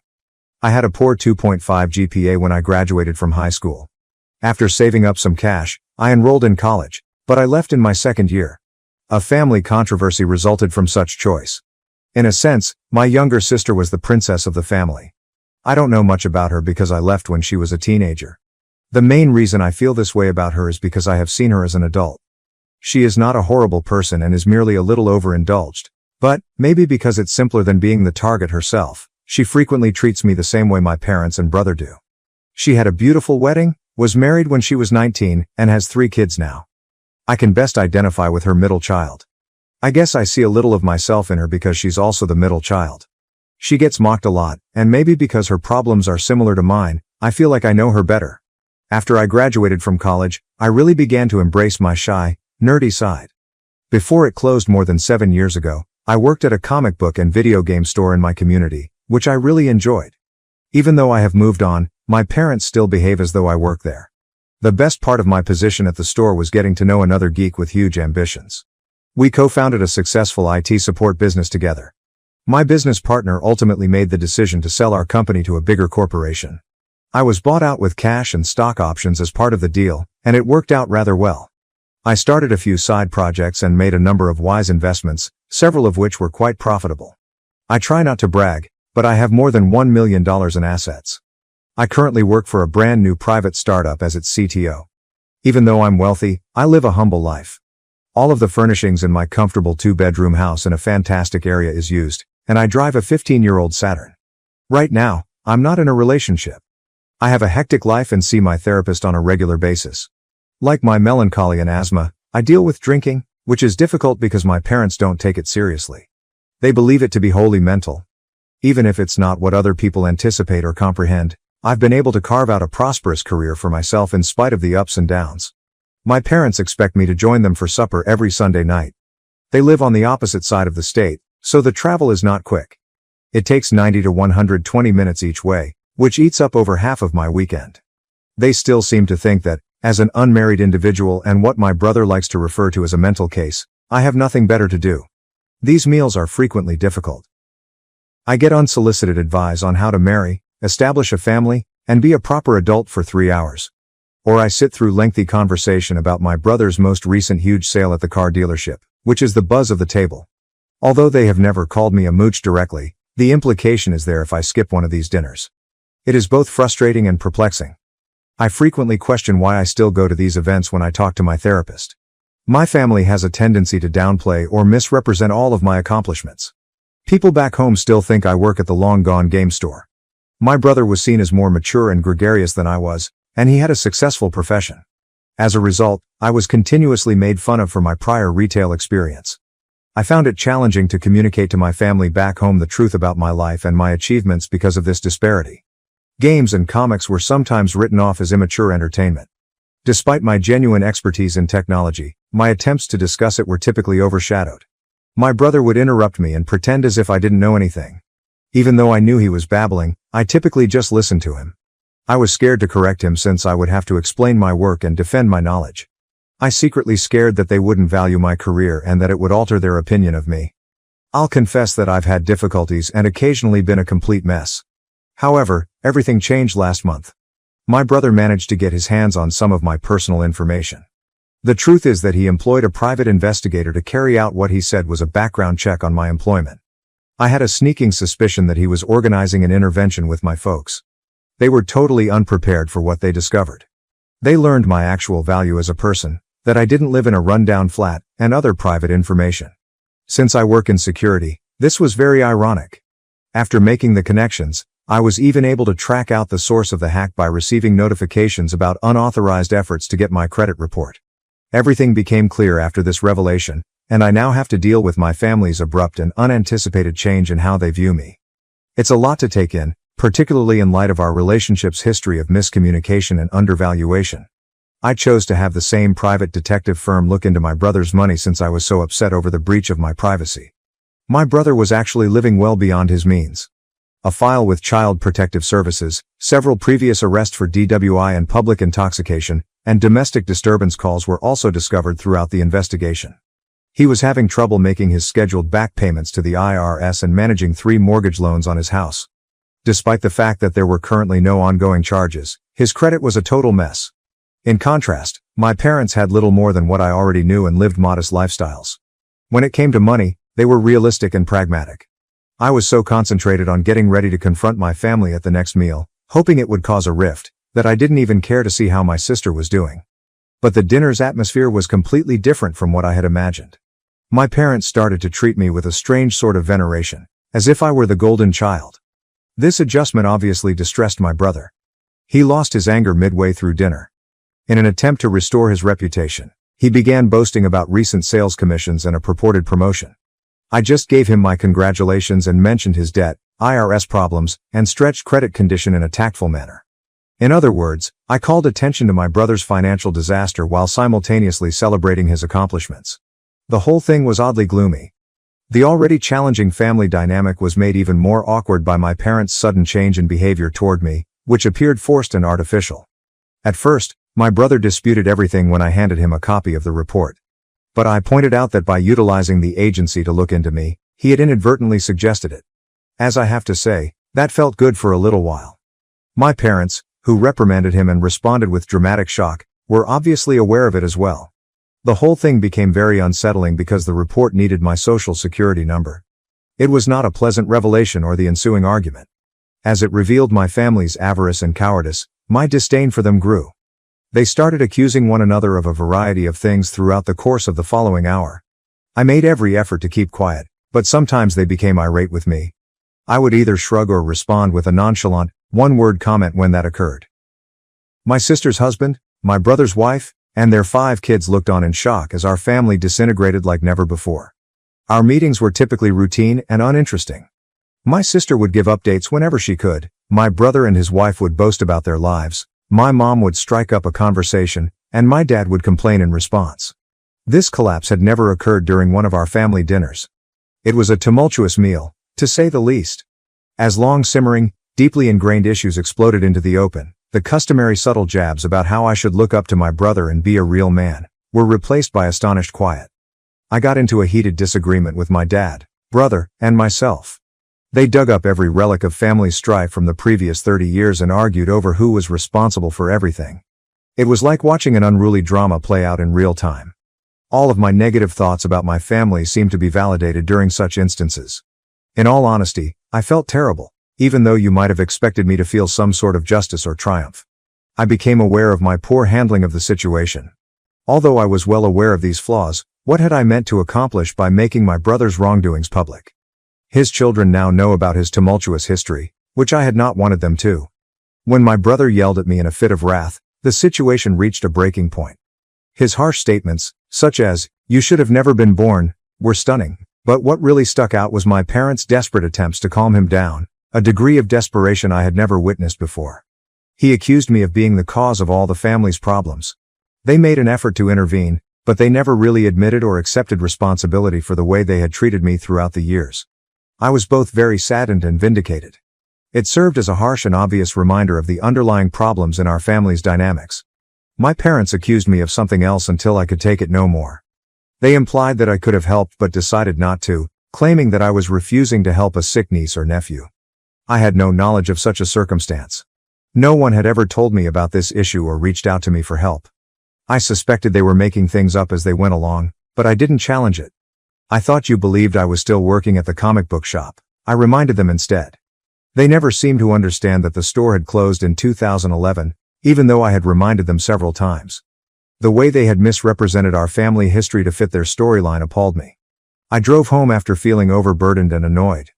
I'm feeling conflicted right now. Knowing that they would probably put pressure on me to repay them now that they are aware of my money makes me feel deceived. I know what's coming because I've witnessed how they treated my brother in a similar manner. However, I also recognize and value the fact that my parents provided for my basic needs as a child, including clothing, food, and housing. It will be difficult to navigate this labyrinth of thankfulness, bitterness, and freshly set boundaries. I'll probably need my therapist's assistance to process this change in dynamics. It's obvious that establishing clear limits going forward will be essential. Growing up was challenging because, to be honest, I was never the favorite child in my family. My brother mistreated me, but my parents did little to stop it, even though they never physically beat me. My parents responded as though nothing was wrong whether he kicked, hit, or said extremely terrible things. They completely disregarded it. It is really concerning that they do not consider verbal abuse to be damaging or real. Verbal abuse is terrible in and of itself, but it is even more painful when the people who are there to protect you choose to ignore it. I've had enough of fighting this for years. Even though I am aware that they are my family, I feel the need to keep a permanent distance. Although I wish them well, I think it will be better for me to go on and begin a new chapter without them. If I discover someone amazing, like a girlfriend, and we decide to be married and have kids, what will happen? Then, how will I deal with these problems with my family? It may get rather complicated, so I'm attempting to figure it out. How can I introduce my new family to my family if I'm not talking to them anymore? I have a lot of questions about what lies ahead. Prior to reading the update, allow me to give you some advice. Your family didn't appreciate you as a person if they merely wanted you around to boost their self-esteem. They want you around to take advantage of your wealth now that they are aware of your financial achievement. You are not defined by your family. According to everything you've said, they, not you, are the issue. You come across as a good-hearted, diligent individual who endured harsh treatment in your family circumstances. Put your phone away and carry on with your life. You've done a great job creating your own life. Reduce the amount of time you spend with your family as much as you like. They only want your money, and you know it. As a result, you can communicate with them however you see fit. Stay in touch with your therapist to help you move into a life where they don't hold you back. Steer clear of pointless conversations. If at all possible, think about relocating to a new place, packing up your things, and starting over. You are not alone if you have to make tough choices because many people struggle with their families when it comes to dating. Explaining these dynamics to a potential spouse might be challenging, particularly if they have tight family ties. But you will start your own family when the time is right. Actions to take going ahead. If you haven't done, put a security freeze on your credit accounts. If your brother used dealership resources to collect information about you, let the appropriate parties know. The dealership is unlikely to be amenable to being implicated if his activities involved fraud. Speak with an attorney. Despite your youth, mishaps do occur. Your parents would currently inherit your assets as your default next of kin. Put it in writing as soon as you can if you would rather have someone else be the beneficiary. Locate a trustworthy counselor. You may feel sad about being apart from your family in the upcoming months. Speaking with an expert will assist you in processing this. Update. Following the family dinner argument, it was like leaving a battle zone when I got home. I flew across the quiet nighttime road with nothing but my thoughts. I knew that something needed to change as soon as I pulled into my driveway. If I didn't want to go insane, I had to quit throwing family dinners. I concentrated on my work and mental well-being during the course of the following 2 weeks. Not only were the gadgets and comic books strewn over my home visually appealing, but they served as a sanctuary for me. In order to figure out how to separate from my family without totally alienating them, I stepped up my therapy appointments during this period. My therapist, Dr. Bennett, was really helpful. He used methods that felt more like building a fort than a wall to help me set boundaries. My mind started to go toward the future, more especially relationships, as the weeks went by and the temperature rose. I began to think that meeting someone amazing was not just possible but likely after spending time by myself and without a partner. Then, like something from a comic book, Ava showed up. Ava and I met at a technology conference. Her cybersecurity talk captivated me, not just because of the topic but also because of her charisma. She was smart and grounded, understood me, and had a love-centered view of families that was restrained by firm boundaries. As Eva's situation worsened, the unsaid problem was how to introduce her to my family's circus. We discussed how to deal with it over numerous pizza-eating evenings. We made the decision to have short, visible, and casual family get-togethers. Everything changed when Ava even offered to help me. Our initial interactions were straightforward coffee dates. I reintroduced myself to family gatherings while Ava was around. Naturally, the first few times were really uncomfortable. My parents were too polite and wary, as though I may vanish at any moment. In contrast, my brother looked to be attempting to express a lot but was having trouble finding the perfect words. But my sister and her kids were a pleasant diversion. My sister's middle child, who looked a lot like me, was instantly won over by Ava. We became accustomed to these coffee dates, which were like short forays into family territory, a brief coming and going. I was able to reconnect without becoming entangled in the chaos thanks to this strategy. Unexpectedly, it started to function. My family adjusted to the arrangement over time. Maybe they understood that this was the only way they could continue to have me in their life. They began to be mindful of my limits. As things got better, I started to consider the long term more. What might the future hold for us? Together with Ava, I envisioned building a solid family foundation based on respect and caring for one another rather than obligation and guilt. I knew there would be difficulties, of course. Ava and I talked about the prospect of living together one summer evening when we were walking by the lake. I was struck by how far I had come from feeling abandoned by my family to being able to stand on my own with a better sense of who I was. It seemed like day and night. I have a cautious sense of optimism for the future. I feel prepared, even though I know the road ahead may be rough with possible potholes the size of craters. Setting limits with my family after Eva was more than simply a matter of protecting myself. It was about making room for new connections and a fulfilling future for myself. The infamous Sunday meals are still planned, but they now take place according to my preferences. I go occasionally and don't go other times. I bring Ava along to family dinners, and we discuss any issues that arise. Even though there has been a lot of improvement, there are still issues. The secret is finding that balance, keeping things harmonious without becoming overpowered. Hi everyone, I'm still learning how to share stuff online, so please be patient with me. I want to tell you everything that's going on in my life at the moment. Let's start by introducing the main characters. I am the storyteller. Peach is our daughter, Mario is our son, and Daisy is my soon-to-be ex-wife. We are currently going through a challenging separation that is quickly turning into a very acrimonious divorce. The main reason Daisy and I are divorcing is that she accepted her bisexuality earlier this year. She expressed her desire for our marriage to be open to me directly. I was not at all comfortable with that notion. When I learned that Daisy had slept with my coworker, who is also one of my closest friends, the situation got even worse. That must have been terrible and awkward. It seemed like a betrayal from both my household and my place of employment as a police officer. We were unable to stay together after that. I took a break to think things out. Daisy did everything she could to keep us together at first. But when it became apparent that I was adamant about not opening our marriage despite her reasons and entreaties, things took a nasty turn. Daisy's perspective had changed. She became bitter, and the last thing I wanted was for her to start playing pawns with our kids. Daisy started telling Peach that she had to leave our home because I no longer loved them. I detested them, she said, and I was destroying our family. It was heartbreaking to hear that, especially in light of Peach's obvious confusion and grief. Our kids frequently visit Daisy's mother's home, where she currently resides. Daisy and her new friend attempt to make these visits seem like a huge, thrilling vacation. Presumably in an attempt to play the cool parents and turn Peach and Mario against me, they lavish them with toys and candy. In addition to our mental struggle, Daisy and I disagree on nearly everything. This involves deciding who should inherit what belongings and how much money one of us should contribute to support the other. The hardest part, though, choosing how to split up Mario and Peach's time. Daisy fights back against every compromise we try to reach. She seems to be making things more difficult for herself. Daisy has been telling our kids things lately that make me the bad guy, which is unjust. For example, Peach and Mario have been asking me whether I don't like Daisy's new friend. AP, let's call them AP, seems to adore them more than I do, for whatever reason. Such talk is a major disturbance to their minds. I was working on a big project at work a few weeks ago. I was working much more overtime in my pursuit of a promotion from police officer to homicide investigator. Daisy and I agreed that the kids would spend this busy time with her and come see me on the weekends. I would stop by when it was time for them to go for Daisy's. Mario exclaimed, tears in his eyes. Are you taking us away because you hate us like your mother says? As I handed him his luggage, a big one I had packed for him. The moment was heartbreaking. I hugged him tightly and assured him that I truly loved him, even though it wasn't true. It was strange, despite my best efforts, to visit them last weekend. It was really challenging. It hurt a lot that they didn't say much to me. They didn't seem to want to see me at all. It wasn't until today that I had another opportunity to talk to them. They both looked very sad as I lifted them up. I could now talk to them as I picked them up. It was clear that Peach is having difficulties.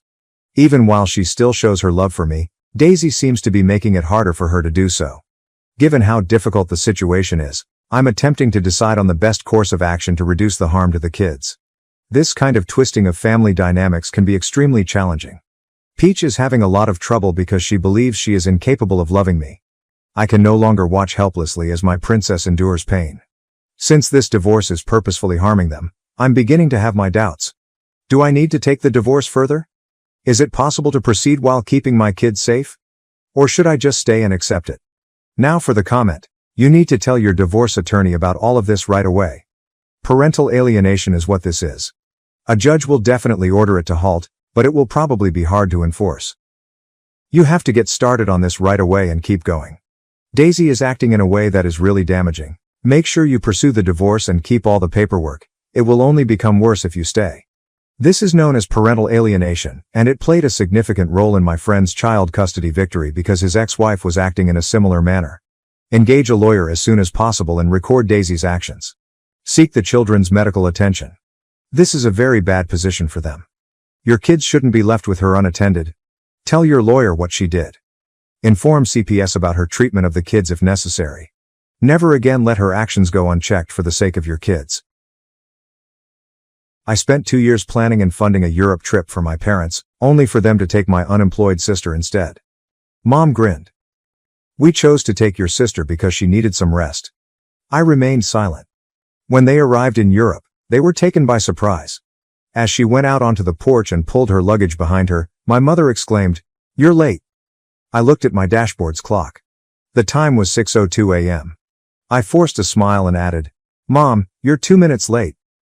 My sister Lauren was coming out of the house with her own suitcase in tow as I stepped out of the van to assist with the luggage. My grin went cold. "What's happening?" I asked, attempting to speak steadily. My mother turned to face me, her face too happy for the occasion. "Oh, Violet, we agreed that Lauren should attend in your place. She truly needs this trip because she has been under a lot of stress lately." My chest constricted. "Instead of me? I've been preparing this for years, Mom. Everything was paid for by me." She dismissively waved her hand as though I had just brought up a pointless detail. "And we appreciate that, darling, but you put in a lot of effort every day. Later, you can go somewhere else." "Lauren urgently needs this?" Lauren lacked even the grace to appear guilty. She simply shifted her weight onto one hip and grinned. With a tone full of phony appreciation, she responded, "Thanks for understanding, sis." My heart was racing as I gazed at the two of them. After a time, My dad handed me his suitcase and shuffled out, avoiding eye contact. I trembled as I said, "This is unbelievable. I have something to share with you. This was supposed to be our trip." My mother smiled and remarked, "Well, it still is. Instead, just with Lauren." "Violet, don't worry about it. Your sister is in dire need of a vacation. I'm Violet, and I've been working extra hours and saving every cent for a trip my parents will never forget for the past 2 years. I organized every aspect, including the final dinner reservation, flights, upscale lodging, and guided tours. But as I saw my sister climb into the back seat of my car in my parents' driveway, I came to the realization that no matter how hard I tried, it didn't matter. This was something I had been dreading for years. Lauren would always come first in their eyes. Biting back the scathing remark that was on the tip of my tongue, I tightened my jaw. I opened the trunk instead, forcing a strained smile. "Then, let's get started," I remarked in a bland voice. Okay, if they decided to put her before me, they could accompany her. I wasn't going to let them have fun though. With the exception of Lauren's constant conversation, the journey to the airport was oppressively quiet. "Oh my God, Mom, did you see the Paris-related TikTok? The prospect of shopping there excites me. Will the excursions take up the entire day, or do you believe we'll have time for that?" I forced myself not to speak as I glanced straight ahead, my hands tightening their grasp on the driving wheel. My mother laughed quietly. "We will have time, of course. When we arrive, we'll work it out." I took a bite out of my cheek. Once we arrive. They didn't even appear to realize that I was no longer a member of that we. My father cleared his throat once. "We appreciate you taking us, Violet. I am aware that this feels strange." I looked in the rearview mirror at him. "Unusual. That's a clever way to phrase it, Dad." He didn't answer. He only shuffled uneasily in his chair, perhaps wishing he had said nothing at all. Lauren's voice was annoying as she leaned forward from the back seat. "You're not angry, are you? I mean, letting me go is incredibly big of you. On my own, I could never have afforded this." I made a tight smile and tightened my jaw. "Lauren, of course, have fun on the journey." My patience was ebbing by the time we arrived at the airport drop-off area. My mother hugged me while I assisted them in unloading their bags. "I appreciate your understanding, my love. This is really important to Lauren and to us." I gave a rigid nod. "Yes, Mom." Wheeling her bag toward the door, Lauren smiled. "Thank you, Violet. You are the greatest." My chest was constricted with hurt and rage as I watched them vanish inside the terminal. It was a blur on the way home. I repeatedly reenacted the exchange in my mind, with each statement having a deeper meaning than the one before. Lauren is really touched by this. "You're not angry, are you? You work so hard all the time." After parking in my driveway, I spent a few minutes sitting in the car and holding onto the steering wheel until my knuckles became white. Then, without hesitation, I strode inside, took out my laptop, and signed into all of the travel accounts I had used to make the reservation. Reservations for a hotel? Cancelled. Tours? Reimbursed. Upgrades on airlines? Lost. The constriction in my chest began to loosen as I gazed at the confirmation emails that were accumulating in my inbox. They wouldn't be staying in 5-star hotels or doing private tours on my pay if they wanted to take Lauren instead of me. I felt a wave of satisfaction wash over me as I shut down my laptop. In Paris, they could explain themselves to the receptionists. I had had enough of being a doormat. When their plane touched down, the calls began. As I unpacked my suitcase, the one I had meticulously prepared for a trip that was no longer mine, my phone began to vibrate constantly. As I put my shoes back on the rack and hung up my clothes, I couldn't help but notice the irony. The incessant vibration of the humming permeated the entire area. I picked up the phone, looked at the screen, and sighed.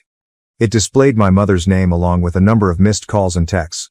I went through the messages after unlocking the phone. "What's going on, Violet? We are unable to check in at the hotel. There is no reservation. Give me a call now. This isn't humorous, Violet. Take care of this right away." Before I could stop myself, I let out a laugh. Make this right? After what they had done, did they really think I would step in and save the day? Lauren was calling when the phone buzzed once again. She left me a voicemail after I let it ring. With a tone full of entitlement, she yelled, "Violet, this is so petty.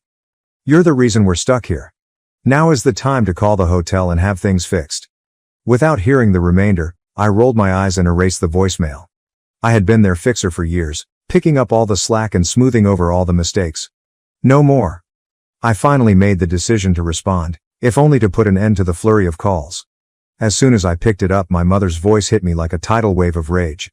What did you do, Violet? None of the tours are currently scheduled, and the hotel claims that the reservation was canceled. After listening to her tirade for a while, I simply responded, I canceled them. After a lengthy moment of astonished silence, she growled, Why would you do that? I answered in a sarcastic tone. Oh, I don't know. Perhaps because you chose to accompany Lauren on my journey? I even drove you to the airport, so you're lucky. We assumed you would comprehend, she yelled. Understand? I said, raising my voice. Those years of saving and planning didn't matter because Lauren needed a break? That my hard work meant nothing to you? Guess what, Mom? I don't understand, and I don't care to. Before she could answer, I hung up and threw my phone on the couch, turning it off. The ensuing quiet was lovely, and I felt as though I could breathe again for the first time in a long time. They could manage the rest of the journey without me, but it's okay if they decided to put Lauren first. There was only a day of silence. My phone was ringing with calls and messages once more by the next morning. I ignored them at first. I caught up on work and cleaned the house during the day. But by nightfall, my curiosity overcame me. I grabbed my phone and readied myself for the barrage of texts that would come in. From my mother. You've gone too far, Violet. Your father is angry, and your sister is crying. None of the hotels you reserved are accessible to us. From Lauren. You're behaving like a kid. Why you're making such a huge deal out of this is beyond me. Just get things fixed already. And lastly, from my father. We must speak. This is incorrect. I shook my head and put the phone down. I had been the one making repairs and ensuring everyone was content for years. They were unsure of how to respond now that I had retreated. I sat at the kitchen table, letting my rage boil, and made myself a cup of tea. They have no right to expect me to tidy up their mess. How could they pretend that I was at fault? Minutes later, I took the next call and answered it. Violet. Before I could speak, my mother yelled. This is no longer amusing. We're stuck. How embarrassing is this, do you know? I sipped my tea slowly. Shameful? Do you find this embarrassing? Imagine saving for years and organizing every aspect of the vacation, only to be informed that you won't even be going. Quit being so dramatic, she yelled. Lauren was more in need of this than you were. I firmly stated, and now she can figure it out. Mom, you made your choice. Okay, so you wanted to take Lauren rather than me. However, don't count on me to pay for her trip. We're related, she growled. We don't treat one another like this. I laughed resentfully. It's funny, I had the exact same thought. Lauren's whimpering voice could be heard in the background. Simply hang up on her, Mom. She is acting in an unthinkable manner. That was the last straw. With a cold tone, I said, enjoy your trip. You can't, I said. Since it's not your journey. I owned it, and now it belongs to no one. Farewell. Before she could answer, I hung up and shut off my phone once more. For the remainder of the evening, I experienced a strange mixture of relief and rage, relief that I had finally defended myself, and fury that they had placed me in this predicament. All they wanted to do was label me dramatic. I wasn't allowing people to take advantage of me for the first time in my life. The days that followed were gloriously peaceful. I was finally able to concentrate straight without being distracted by guilt trips and accusations when I turned off my phone. I sipped coffee on my back porch in the mornings and relished the peace I had long sought. My afternoons were spent working and finishing small tasks that I had been putting off, which served as a reminder of my abilities when I wasn't constrained by their never-ending demands. My curiosity overcame me by the third day. There were more than a dozen voicemails waiting for me when I turned my phone back on. My mother sent the first several messages, becoming more and more frantic with each one. You must give me a call back immediately, Violet. This has gotten out of hand. It's unbelievable that you're doing this. We are humiliated by you. How could you treat us like this when we are your parents? Lauren's communications then arrived, replete with the arrogant tone she had usually employed. This is quite trivial, even for you. Everything is being ruined by you. Violet, just repair it. My dad's voice finally emerged, a little softer but no less sharp. I don't know what happened to you, Violet. Give us a call back so we can resolve this. After a moment of hesitation, I listened to my mother's lengthy final message. This time, she spoke more quietly and with a hint of annoyance and weariness. We're back at the airport now, Violet, she said. I hope you are pleased with yourself, but the trip is spoiled. Your father and I are, well, disappointed doesn't even come close to describing how upset your sister is. When you're ready to speak, give us a call. Without responding, I erased the voicemails, To be honest, I wasn't prepared to speak and wasn't sure if I ever would be. This was the result of years of them prioritizing Lauren and expecting me to smile in acceptance. It wasn't a one-time error. As the hours went by, I couldn't help but think back on all the occasions I'd been ignored or disregarded, every family get-together where Lauren's whims controlled the schedule, every holiday when my achievements were viewed as an afterthought. Although the fissures had been developing for years, this trip had been the tipping point. Grace dropped by unexpectedly that night with 2 cups of coffee and a curious expression on her face. She placed the coffee on the table and remarked, "I heard about what happened. Your mother gave me a call yesterday." She had, of course. When my mother attempted to coerce me into complying, she had always been skilled at finding allies. "And?" I took a sip and inquired. A wicked smile crept onto Grace's face as she shrugged. "I informed her that you were most likely busy and would contact her again when you had time." I shook my head and laughed. "You are the greatest." "No, because you finally stood up for yourself. You're the best," she remarked in a suddenly serious tone. "Violet, I understand how difficult that is. Don't allow them to get you down again." Long after she was gone, her words remained with me. Grace was correct. I had put in too much effort to please individuals who never seemed to appreciate what I had done. It was time to permanently end that cycle. I experienced an odd feeling of clarity by the time the weekend arrived. Freedom, which I hadn't experienced in years, joined the rage that was still bubbling beneath the surface. Freedom from their never-ending demands. Freedom from fixing things for the family. Freedom to live my life as I see fit. However, the silence was short-lived, as anticipated. When I eventually received a call on a Sunday afternoon, I chose to answer it. My dad did it this time. With a tired tone, he said, "Violet, your mom wanted me to call. She believes you will pay attention to me." I said, reclining in my chair. "Go on." He sighed. "Look, everything has gotten out of control. Lauren is angry, your mom is outraged, and, well, it's a complete disaster. However, you are superior to this." I tensed up as his comments sparked a new round of rage. "Dad, better than what? Defending myself? Refusing to let you trample me once more?" "I didn't mean that," he added hastily. "You've always been the sensible one, that's all. The one who maintains order." "This isn't like you," I said, making a brief, sour laugh. "You're right, it's not like me, because I'm not bending over backward to clean up your mess." When he hesitated, I briefly believed he would finally understand my point of view. However, he subsequently stated, "You're punishing the whole family over one decision. Is that really fair?" "Fair?" I asked again, raising my voice. "You want to talk about fair? Was it fair when you and Mom decided I wasn't important enough to be part of the trip I planned? Was it fair when you replaced me with Lauren, like I didn't matter?" He said, "That's not what we were trying to do," in a defensive tone. "We just thought Lauren needed it more." I yelled, "Of course you did?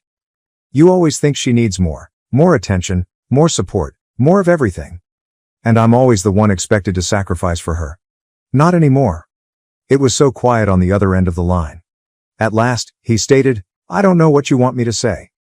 "I don't need you to say anything," I said in a steady voice. "I just need you to understand that I'm done being the afterthought. From now on, I come first. Goodbye, Dad." With shaking hands, I hung up and put the phone down.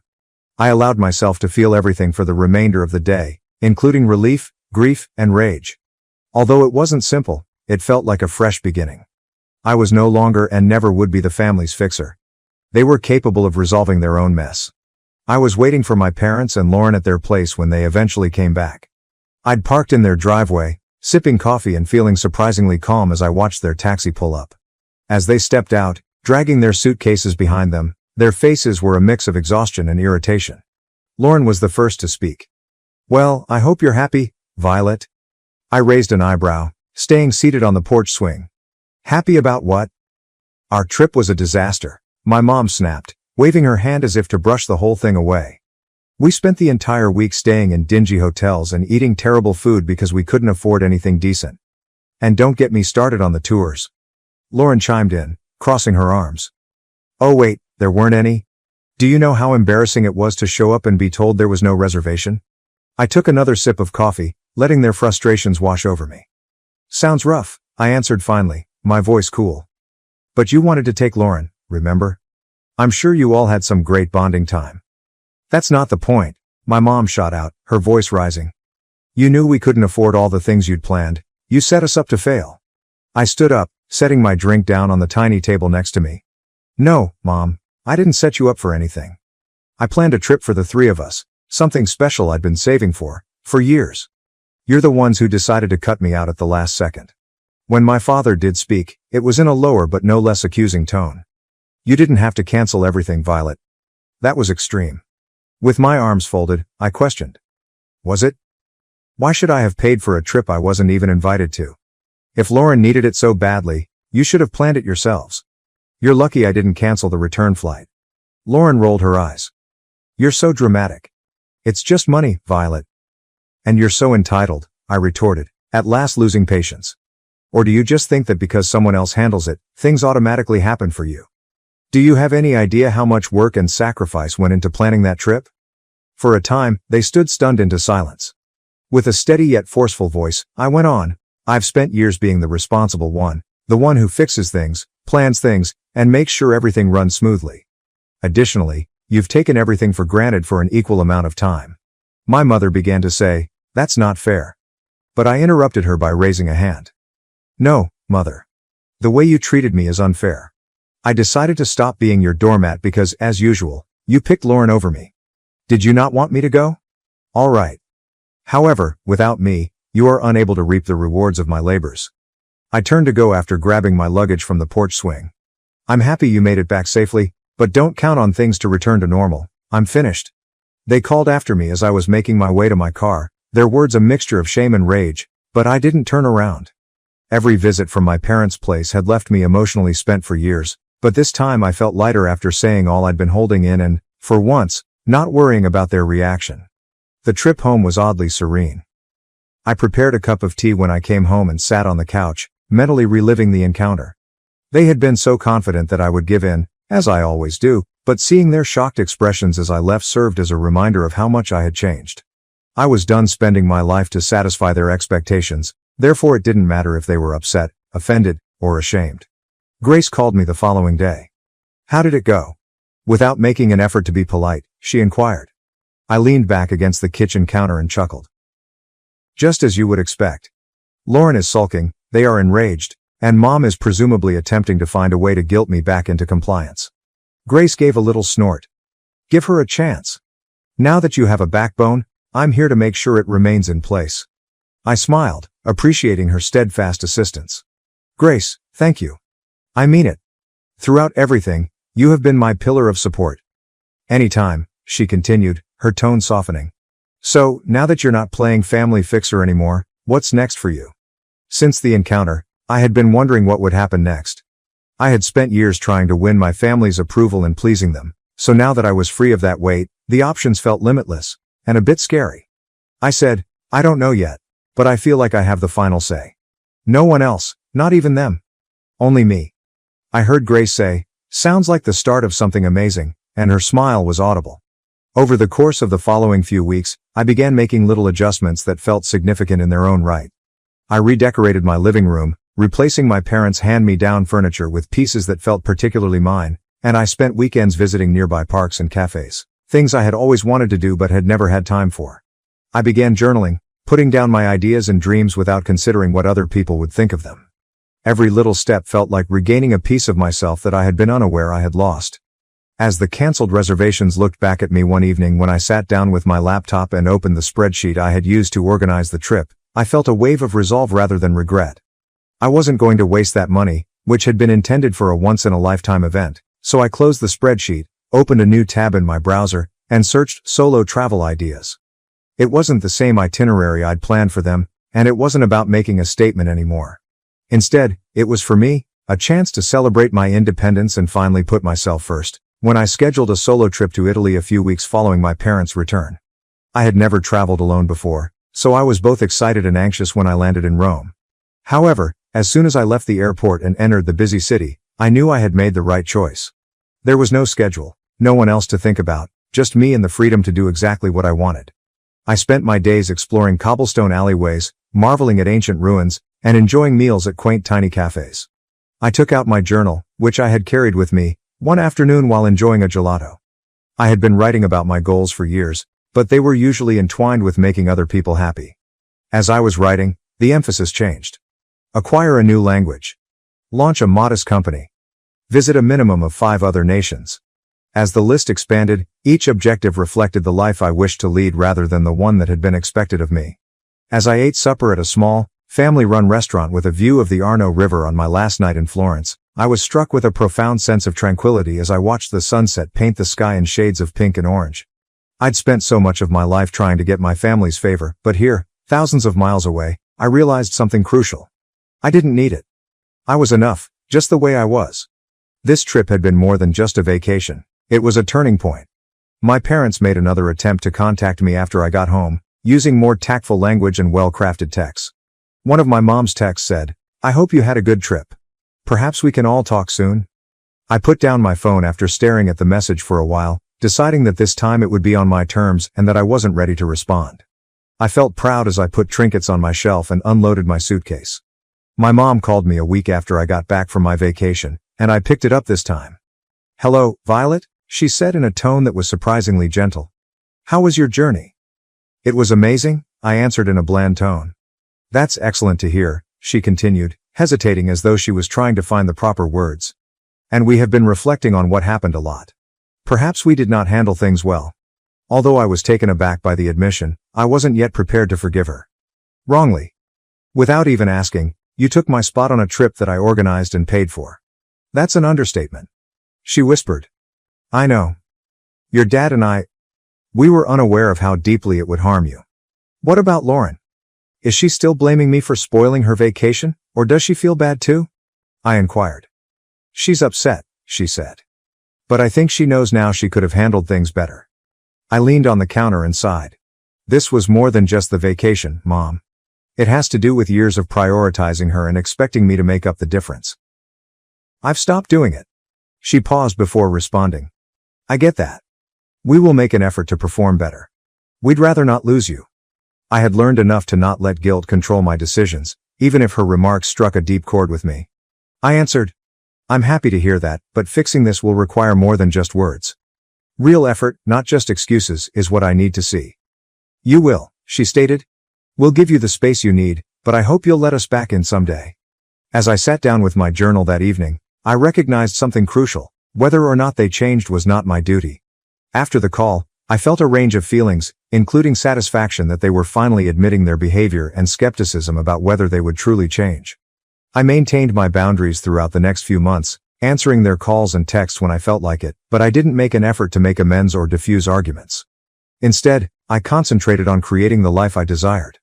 Every step I took felt like regaining another aspect of myself, so I joined a local hiking group, took a photography class, something I'd always wanted to do but never had the time or energy for, and even began organizing my next solo trip. I've always been the black sheep, overshadowed by my golden sister. They demanded I give my house to her and even tried breaking in when I refused. I, 45F, work for one of the top IT corporations in Silicon Valley as a senior software engineer. I'm still trembling as I write this because of what just transpired with my family, but I need to tell my tale and get some outside viewpoint. My sister Rachel, 38F, was the golden child in my family, and I have always been the odd one out. Rachel was everything I wasn't, with her flawless blonde hair and endearing nature. I was the reserved one who liked to play with my chemistry rather than interacting with others. My parents never really made an effort to conceal their choice, and the difference between us was obvious from the start. I believe it's critical to recognize the pattern, therefore allow me to take you back to my early years. I won my first school science competition when I was 8 years old. With orbital patterns included, I produced a functional model of the solar system. My teacher called my parents directly because she was so amazed. They should be proud, wouldn't they? False. Rachel had a dance recital, so they were unable to attend the award ceremony. Mom said, "But honey, Rachel needs us there. She gets nervous without us watching," as she arranged Rachel's hair. The pattern was established early on. Rachel's activities, no matter how insignificant, always took precedence over my accomplishments. I can still clearly recall my 10th birthday. For weeks I had been hinting that I wanted a microscope. I ended up looking like a cupcake in a pretty pink frock instead. "But Mom, I hate dresses," I objected. She simply smiled and replied, "Nonsense. You'll look just like Rachel," which was a complete miss. The gap only grew further during middle and high school. While I lost myself in literature and experimental experiments, Rachel soared through school thanks to her charm and good features. Because, at least she's trying. Her C+ grades were praised, but my consecutive A's were anticipated and barely noticed. When I reflect back on the science fair incident from my senior year, it still hurts. I had been refining my sustainable biofuels project for months.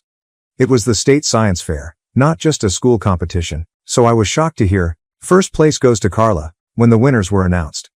I tried to express my joy during supper that night, but Mom interrupted me in the middle of my sentence. She murmured absently, "That's nice, dear." And then she turned to Rachel. Dad didn't even look up from his newspaper when he said, "Princess, have you decided on your prom dress yet? We need to start looking soon." Rachel's participation ribbons from dancing recitals were on display in the living room, while the trophy I had received sat collecting dust on a shelf. I think the event with the college admission letter was when I finally realized that nothing I did would ever be good enough for them. I was thrilled to receive my acceptance letter and full scholarship to a top tech university. I waved the note as I dashed into the living room. "Mom, Dad. I got in, full ride and everything." Mom's eyes lifted from her magazine. "That's nice, dear. Rachel, didn't you say you needed help picking out your prom dress?" And my moment of triumph was suddenly dismissed once more. My first taste of independence came in college, and it changed my life. All of a sudden, people recognized and even loved my love of technology. I pushed myself into computer science with a zest that even shocked me. I was flourishing in my new setting while Rachel struggled through community college, more interested in parties than schoolwork. Rachel would complain, "College is so hard," when we occasionally spoke on the phone. "I don't know how you do it, Carla." I resisted the temptation to suggest that she may find it easier if she studied more and partied less. I simply shifted the topic and muttered some ambiguous encouragement instead. Rachel revealed to me during my sophomore year that she was engaged to her high school boyfriend David, 42 million. As you might assume, their wedding was perfect. Yes, the same guy who previously asked me if science was like really hard and stuff. I stood there in a pink nightmare of a bridesmaid dress, forcing a smile for the pictures. Rachel was glowing, and David looked awkward in his tuxedo. During the reception, Mom whispered to me, "Isn't this perfect? This is what every mother dreams of for her daughter." I was hesitant to ask if she had ever dreamed of anything for me. After all, it was Rachel's day. As I focused on developing my IT job, Rachel's life appeared to be a straight-out script from our parents' fantasies. She revealed her first pregnancy within a year after getting married.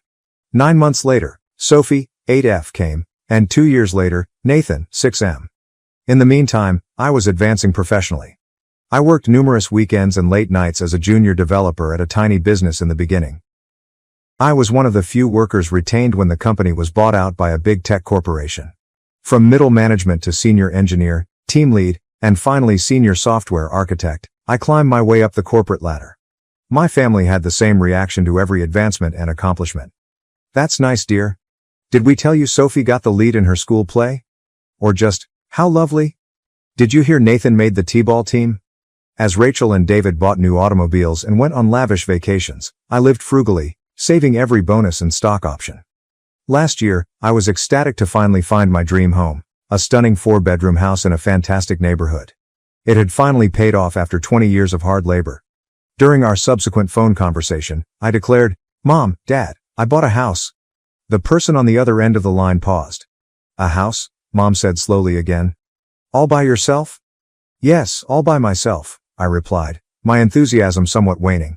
"It's a great investment and—" Mom stepped in and said, "But it's such a big house for one person. What will you do with all that space?" "I'll enjoy it, Mom, it's mine." "Well," she responded, clearly disapproving in her tone. "I suppose if that's what you want." "Oh, did I tell you Sophie lost her first tooth yesterday?" After I bought a house, the months that followed were hectic with work and getting settled. I immersed myself into the decor, making every space a representation of who I am. In order to focus on personal projects, I made the main bedroom my haven, the second bedroom my home office, the third my library, and the fourth my home laboratory. However, I began to observe a change in the dynamics of my family during this period. My parents stopped calling as often as they used to. There was a strange tension in their voices when they called. Then Mom called last week. Mom said, "Carla, dear," in a sickly sweet voice. "We're having a family dinner next Sunday. You'll be there, won't you? We need to talk about something important." "We need to talk" frequently indicates that trouble is about to break out in my family. Nevertheless, nothing could have prepared me for that dinner's events. David kept cleaning his throat anxiously while Rachel's children ran about screaming. Carla, Dad remarked, clearing his throat after dinner, we need to talk about your house. My hackles stood up. What about my house? Well, you see, sweetie, he added, both of them looking at Mom. We've been thinking, that big house of yours, it's really too much for just one person. Dad, we've been over this. I like my house, it's mine. Mom jumped right in. What your father is trying to say is that Rachel and her family need more space. The kids are growing, and their apartment is getting cramped.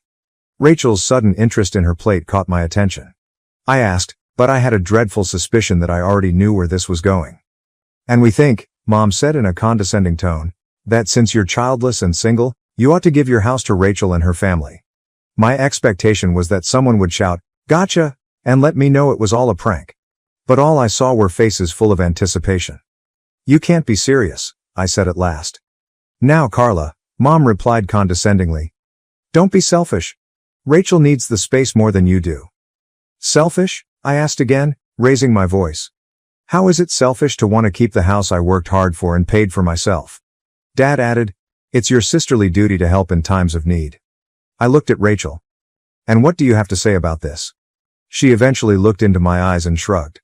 Well, it would be nice to have more space for the kids. And it's not like you're using all those rooms anyway.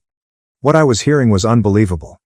As if I were the irrational one for not giving up my house, my own family was pleading with me to do so. No, I firmly responded as I got to my feet. Absolutely not. I'm not giving up my house. I heard Dad say, think about it, Carla. Family should come first, as I picked up my coat and made my way to the door. The repercussions.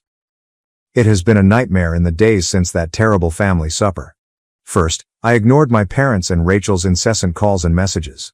Then the flying monkeys struck. People I hadn't spoken to in years suddenly had strong opinions about my home and the decisions I had made in life. It was Aunt Beatrice who called first. Your poor sister needs a home for her children, and you're living all alone in that big house. Shame on you. She interrupted me when I attempted to clarify that it was my home, purchased with my own funds. In my day, family helped family. We didn't hoard our resources like misers. The real kicker came next. Well, if you're not going to use all that space, you should at least consider donating your eggs. It's not like you're using them anyway. I almost dropped the phone because I was so stunned. I was about to reply when she continued primly. You're not getting any younger, you know? Tick-tock. Edna, my great-aunt, left a voicemail. Carla, dear, it's not too late to find a nice man and settle down. Then you'd need that big house. Your sister has a family. What do you need 4 bedrooms for? Your work? Uncle Robert texted. A series of increasingly audacious messages continued to arrive. Every relative appeared to have a different take on my life decisions and how I ought to manage my possessions. To prevent getting more texts when I get home, I've started staying late at work. My phone is always buzzing with guilt trips and new judgments. Even though I've blocked a number of them, they continue to originate from fresh ones. But something feels different tonight. Call it paranoia or intuition, but I can't shake the uneasy sense that my family might try something out of the ordinary. Especially concerning was Rachel's final message. You'll see reason eventually, one way or another. Reddit, I need your advice. Am I being selfish, really? Should I risk being totally shunned by my family by standing my ground, or should I just give in to keep the peace? Above all, should I be concerned about Rachel's most recent message? First update. Since I first posted about my family attempting to coerce me into selling my house, 2 weeks have gone by. I am utterly disturbed by what transpired yesterday morning, and I must share this amazing news.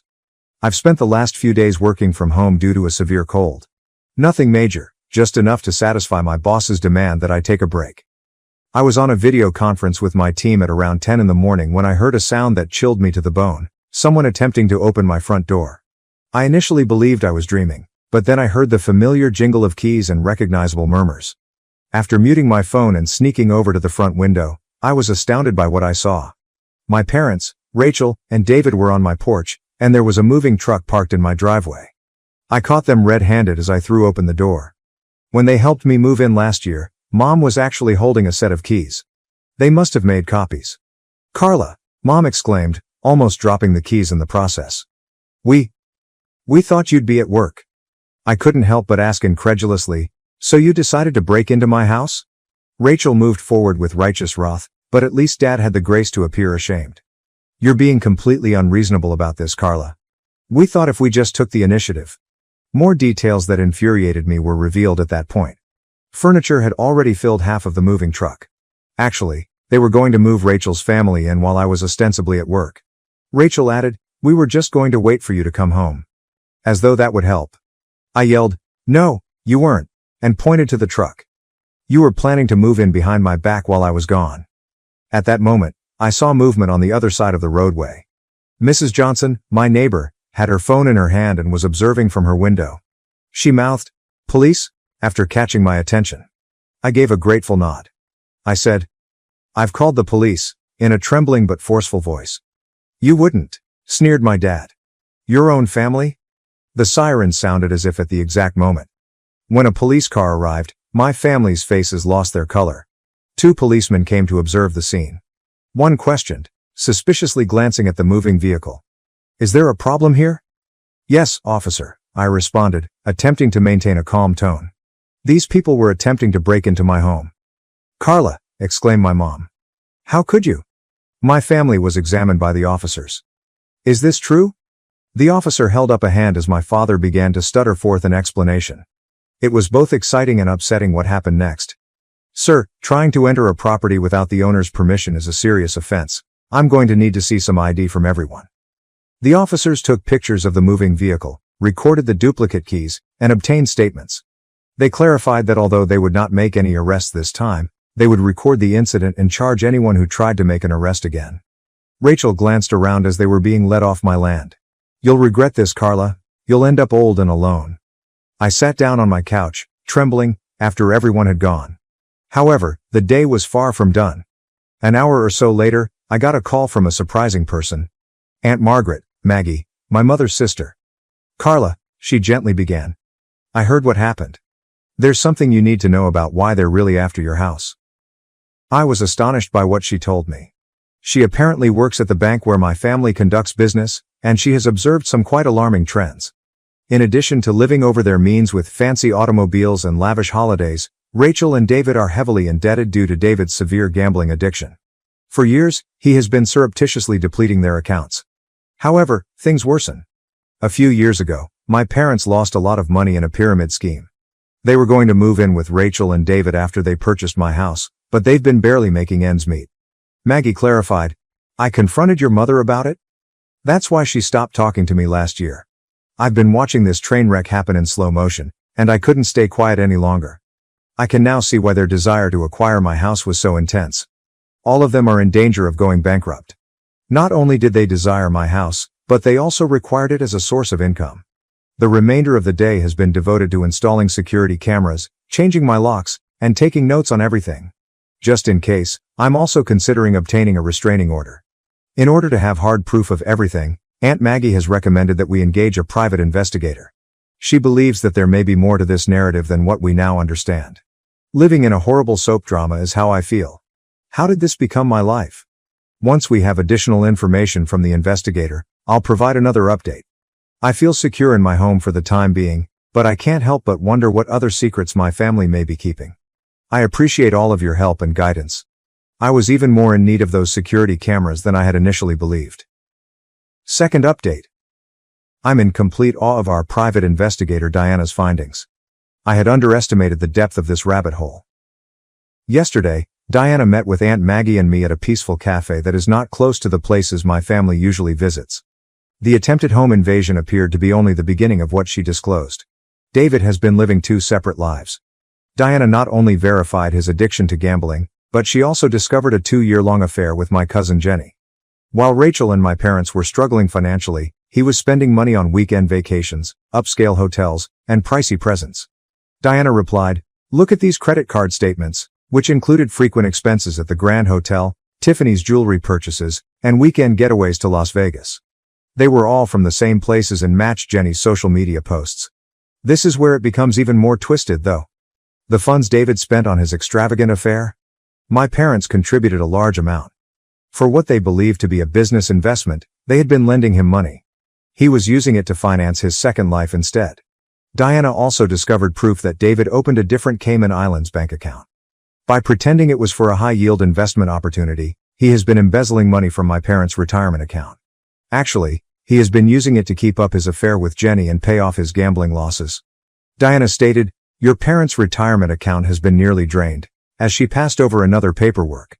They've been living on credit cards, believing David's promises that a big return on investment is just around the corner. Diana's discovery of emails between David and Jenny about their scheme to use my property as collateral for a loan in order to hide their tracks before Rachel found out was the most startling revelation.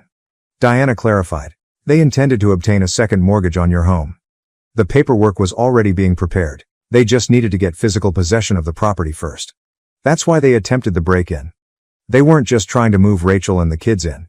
They were racing against time to secure the house before their whole financial house of cards collapsed." Aunt Maggie, who had been studying the papers in silence, interrupted. "There's more," she added in a strained voice. "Look at these transfer dates. They align perfectly with your Uncle Bob's business's supposed expansion dates." I was slammed by the implication like a truck. Jenny's father, Uncle Bob, had been unwittingly using his business loans to David to finance his daughter's romance. I've made the decision to call a family gathering.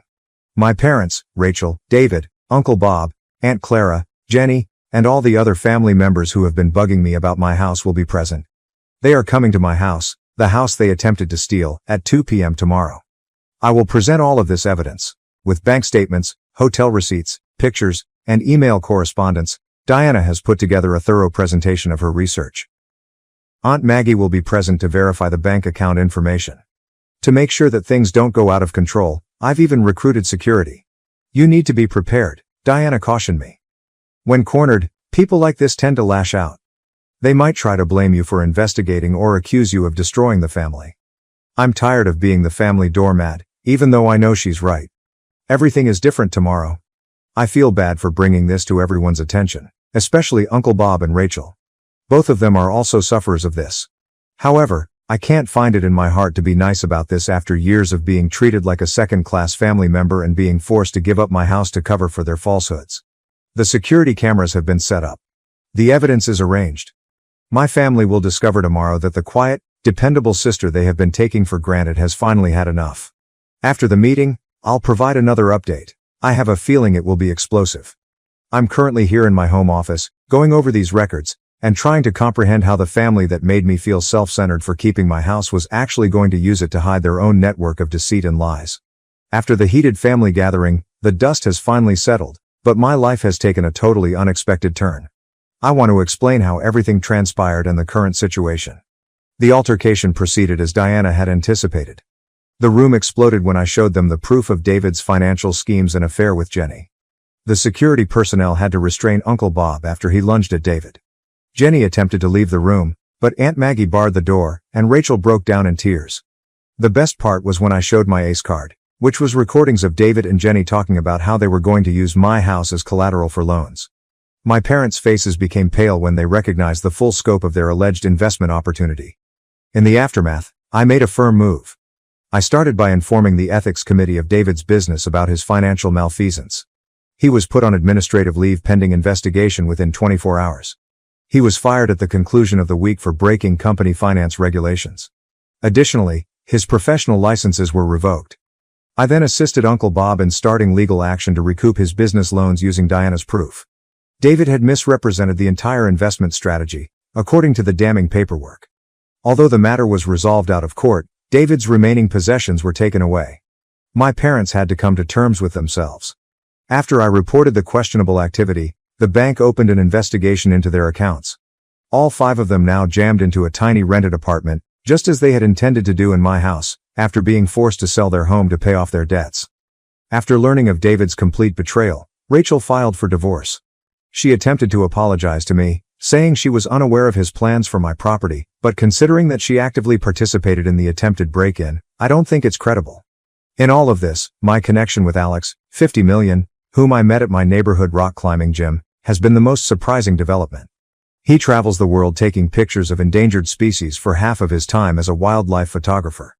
In contrast to my family, he recognized and appreciated my independence and job right away. We developed a relationship organically and without coercion. We support one another's goals while enjoying our independence, and he has a prosperous career and home of his own. He put up his photography gear in my home lab last week, joking that the lighting was ideal for both my circuit board documenting and his wildlife photos. I now consider Aunt Maggie to be my real family. Every week, we get together for supper and talk about everything from her crazy childhood memories to investing techniques. She shocked me last month when she disclosed that she had changed her will to name me as her heir. She responded to my protest by saying, "You're the daughter I never had, Carla, the one who truly understands the value of hard work and integrity." Most of the remainder of the family has split up into different camps. It seems that Jenny and David made an effort to keep dating, but as soon as the money stopped coming in, their romance ended. She has relocated to a different location, and he has accepted a position at a Nevada used car dealership, which is very different from his previous executive one. Rachel and my parents still make an effort to get in touch with me on occasion, mainly when they need money. I've blocked their phone numbers and told my attorney to take care of any correspondence. Their most recent attempt was especially pitiful. Rachel left a crying message stating that she and the children were going to be evicted. Aunt Maggie then informed me that they had more than enough money for rent. They were merely attempting to mislead me emotionally once more. My career has seen the most satisfying transformation. I've been able to give my career my whole attention without the continual drain of family conflict. My firm just promoted me to Chief Technology Officer, something I might not have accomplished if I were still subjected to their emotional manipulation and incessant demands. I now consider my house to be my home. The area they once attempted to take has been transformed into a sanctuary by me. Modern equipment has been added to the home lab, and one of the bedrooms has been converted into a library and photography studio where Alex and I work on our individual projects. Originally put for protection, the security cameras now primarily record wildlife in my garden. In order to record the family of foxes that have taken up residence beneath my deck, Alex has even installed a few specialist cameras. The fact that my house, which my relatives said was too big for one person, is now more loving and purposeful than they could have ever dreamed is a lovely irony. I've discovered that family is about respect, understanding, and support for one another rather than blood ties or duties. I've learned what true family looks like from Aunt Maggie, Alex, and my close friends. They love me for who I am rather than what they believe I should be. They support my decisions rather than criticize them, and they celebrate my accomplishments rather than downplaying them. I want to express my gratitude to everyone who helped me along the way. I was able to resist being abused by my biological family because to your counsel and support. And to anyone experiencing similar familial pressure, keep in mind that despite expectations from family, you have the right to defend what you fought so hard to achieve. Despite what some people may think, my narrative isn't about retaliation. It's about establishing a life full of true love and respect and at last escaping poisonous family relationships. There are instances when the family you chose is superior to the one you were born into. I recognize the irony that my family lost everything in the end when they attempted to steal my house, but I gained a real family and a level of happiness I never imagined was possible. My fiancée left me for my brother on our wedding day, with my parents' full support. Now, she sought help against her husband's controlling behavior. I, 35 million, had the most terrible day of my life 2 years ago. An hour prior to our wedding, my fiancée, Alexandra, 32 degrees Fahrenheit, called to inform me that she was unable to proceed. The actual bombshell? Behind my back, she had been seeing my brother Nathan, 40 million, and our parents had even supported their relationship. Have you ever watched a movie where everything seems to be going well until it all goes wrong? My life was like that. I was making good money as a senior software developer at a rapidly expanding computer business, had recently purchased a home in a desirable Boston suburb, and was getting married to the woman I believed to be my true love. Over the course of 5 years, Alex and I had planned our future, built a life together, and I thought we were in agreement on everything. Alex was a marketing executive representing her company when I first met her at a tech convention. She was intelligent, driven, and had a knack of making every space she entered seem brighter. Our mutual passion for independent video games and esoteric science fiction films made us click right away. We conversed for 6 hours on our first date, until the restaurant staff essentially had to eject us. In retrospect, I can see all the red flags I ignored because I was so enamored with her. Her treatment of service staff ought to have been the first warning sign. On the surface, she was always courteous, but her tone was tinged with contempt. Then there were the smaller lies, which were initially little ones, such as claiming to be out with friends when she was actually working late. She had an amazing capacity to make everything about her needs, never apologized when she damaged my feelings, and persisted on getting what she wanted. However, I dismissed it all by reminding myself that relationships necessitate compromise and that no one is flawless. My family's dynamics ought to have been an additional red flag. I work as an IT professional and I'm doing okay, nothing great. In contrast, my brother Nathan is the perfect child who is incapable of doing anything wrong. He is a successful businessman who, after graduating from college, founded his own IT company, which by his early 30s had grown to be worth millions of dollars. Why can't you be more like Nathan? Or, Nathan would have done it this way, were common refrains when I was growing up. My parents, who are both in their 60s, never attempted to conceal their partiality. I recall a Christmas when I was 15 years old. My parents' old coffee machine was breaking, so I spent the entire year saving money to get them a really excellent one. After arriving late for Christmas dinner, Nathan gave them an envelope and declared that he had purchased a cruise for them. They spent the remainder of the evening savoring cruise brochures while my meticulously wrapped coffee machine sat forgotten beneath the tree. That was only one of many examples. Every move I made was questioned because it wasn't what Nathan would have done, and every accomplishment I made was evaluated against his success. I should have seen Alex's eyes light up when Nathan told her about his business endeavors when I first introduced her to my family. I should have seen how she progressively began to get closer to him during family get-togethers and how their discussions seemed to become more in-depth and personal. However, I was too preoccupied with organizing the wedding and envisioning our future together to notice it. Like all previous important days, the wedding day began as usual. I felt both anxious and eager. Alex had fallen in love with the gorgeous vineyard location we had selected, which was outside the city and offered a breathtaking view of the mountains. The flowers, the music, and the meticulously prepared meal that had taken months to perfect were all ready.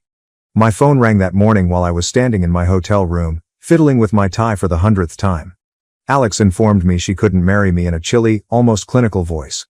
Then the actual bombshell arrived. Nathan was her genuine love. She sounded no apologies. She merely stated that she needed to follow her intuition. As she described how she and Nathan had been dating for months, I stood there with my hands shaking so much that I could not hold the phone. She hoped that one day I would comprehend that they had attempted, but were unable, to fight their emotions.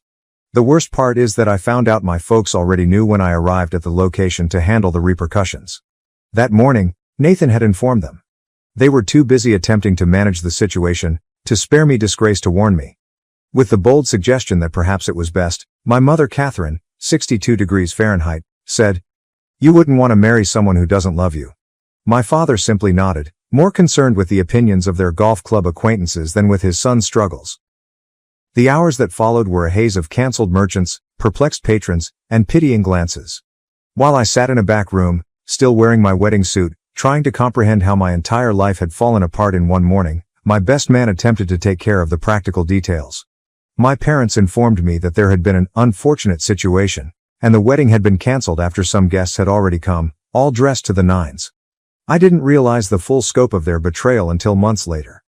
I learned that my parents had actively pushed Alex to leave me for Nathan through a mutual acquaintance. They had assured her that she would have a better life with Nathan and that she was too good for me, promising to provide for her financially if she decided to choose him over me. For months, they had been planning this behind my back while grinning at me and assisting with the wedding preparations. The buddy shared with me text conversations in which my mother set up accidental meetings between Nathan and Alex, giving them chances to hang out. Alex had been informed by my mother that Nathan had always harbored feelings for her and that they would be a better fit. Knowing how significant Alex's career goals were, my parents even offered to help her launch her own marketing consultancy if she decided to go with Nathan. I walked away from everything that day. I moved to a distant state, quit my job, and stopped communicating with my family. I updated my email, my phone number, everything. I couldn't bear to live in the house I had purchased with all the memories, so I let the bank foreclose on it. The awkward interactions with mutual acquaintances who were at a loss for words and the pitying glances from coworkers who had been invited to the wedding were too much for me to bear. My therapist, whom I began seeing to cope with the trauma of it all, was the only one I continued to communicate with. She assisted me in realizing that what I had gone through was a significant betrayal by everyone who was meant to love and care for me, not just a failed relationship. We unraveled how my parents' partiality had influenced my relationships and sense of self as we worked through the years of family dynamics that had brought us to this place. Although they haven't been easy, the last 2 years have been essential. I rented a modest apartment in a peaceful area, got a new job at another computer business in Denver, and began gradually re-establishing my life.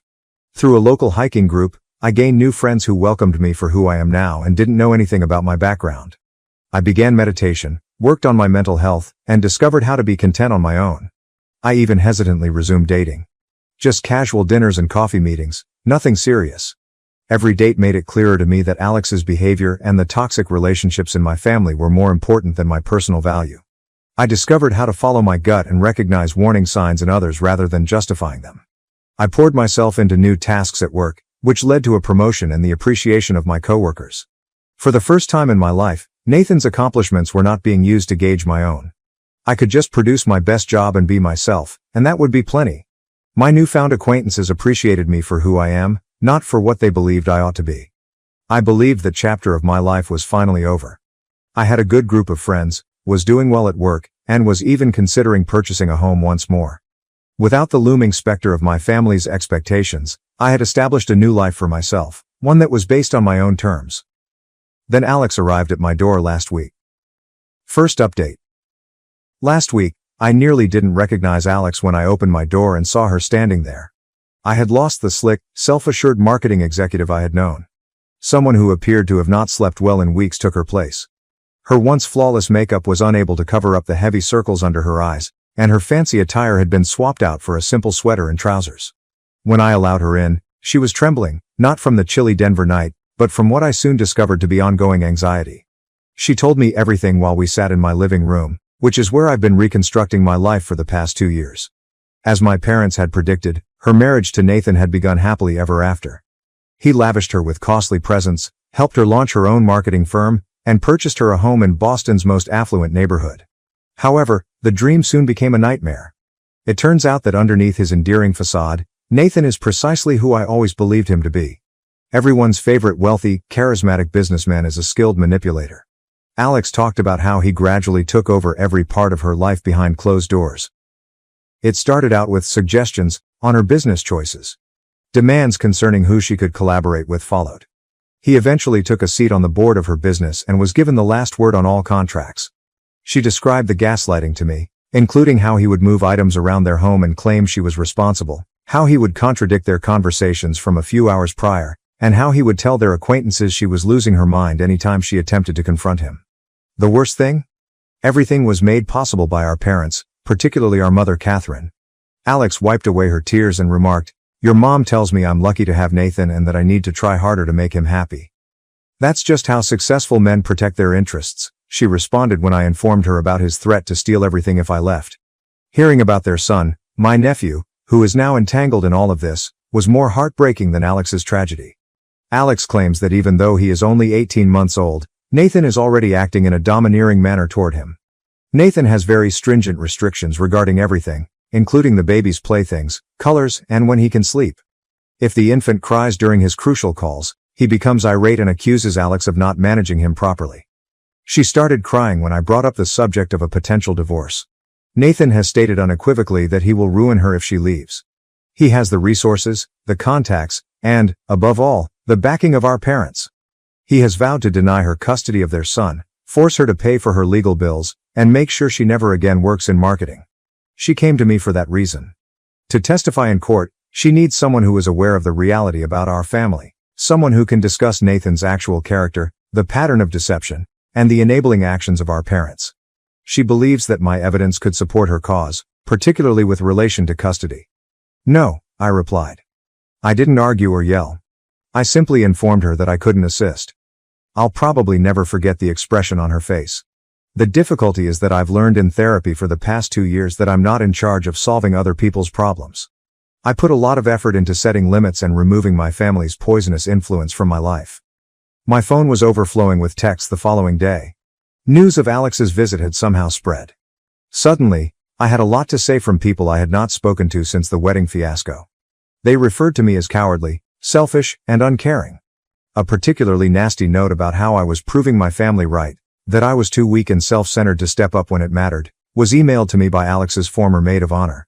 The level of hypocrisy is astounding. 2 years ago, none of these folks defended me. When I was the one in pain, none of them gave assistance or pointed out the manipulation by my family. They now ask me to put my painstakingly reconstructed life and mental health at danger in order to support the woman who deceived me. One message struck especially hard. "Your nephew, an innocent child, is involved," a mutual friend wrote. "Alex doesn't deserve to suffer for everything he did to you. And that's the reason I can't sleep at night. That young guy is on my mind all the time." Being born into this chaos was not anything he requested.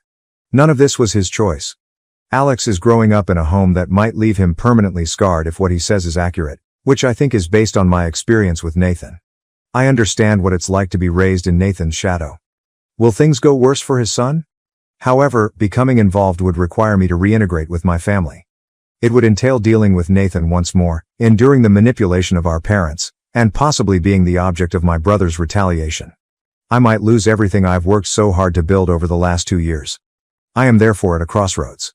Do I uphold the limits I've worked so hard to create, putting my stability and mental health first? Or should I put everything on the line to save a defenseless child from the same toxic family dynamics that harmed me? To be honest, I have no idea what to do.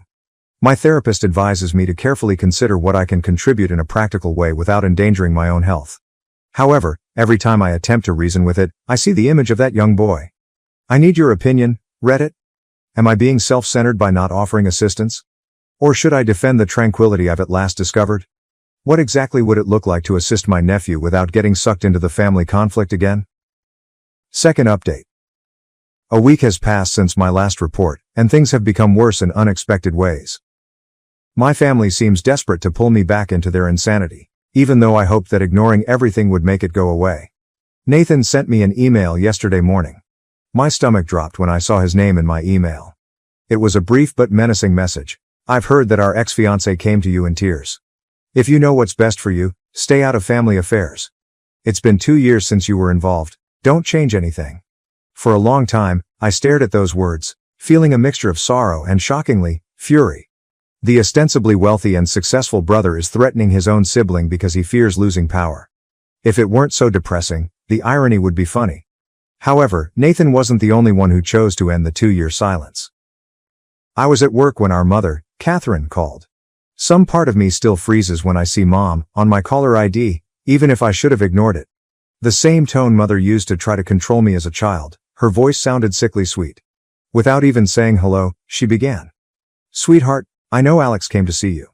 You must realize that although she is going through a tough moment, it does not imply that she is thinking rationally. Nathan is making every effort to be a decent father and spouse. She changed her strategy when I didn't answer. Your brother's company is currently at a pivotal moment. Everything he's built might be destroyed by this divorce foolishness. He deserves better from his own brother, don't you think? I was able to find my voice at last. As if I were entitled to better treatment from my own family. There was an overwhelming quiet on the other end. The guilt trip followed. What's best for both of our guys has always been our goal. Families must keep together even though parents make errors. At this moment, Nathan needs you to be the bigger person. I ended the call. My phone began to vibrate with texts from members of my extended family a few minutes later. Catherine had apparently rallied the whole family. After the wedding fiasco, my aunts, uncles and cousins, people who hadn't bothered to check on me, became quite worried about family unity. A cousin wrote, "Neither of your parents is growing any younger.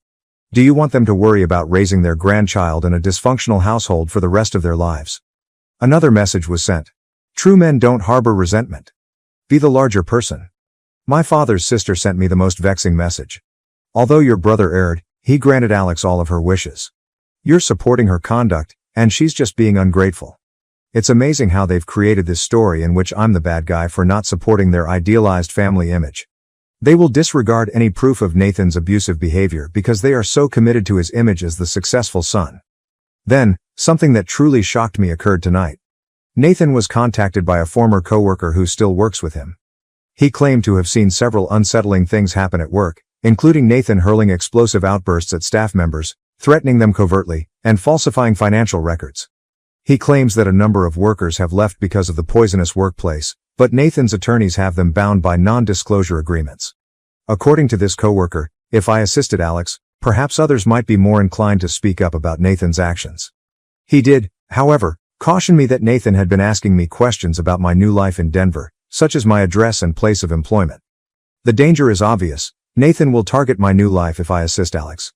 He has the means to seriously challenge me on a personal and professional level. And, as always, our parents would be there for him. I've put forth too much effort to create this tranquil life. My therapist says I've made amazing strides in establishing healthy boundaries. I have true friends who embrace me for who I am, and my career is going great. It scares me to think of losing all that. However, my colleagues' remarks, about further possible witnesses, continue to cross my mind. This is about more than just Alex and my nephew, if what he says is accurate. Dozens of people might be harmed by Nathan's misuse of authority.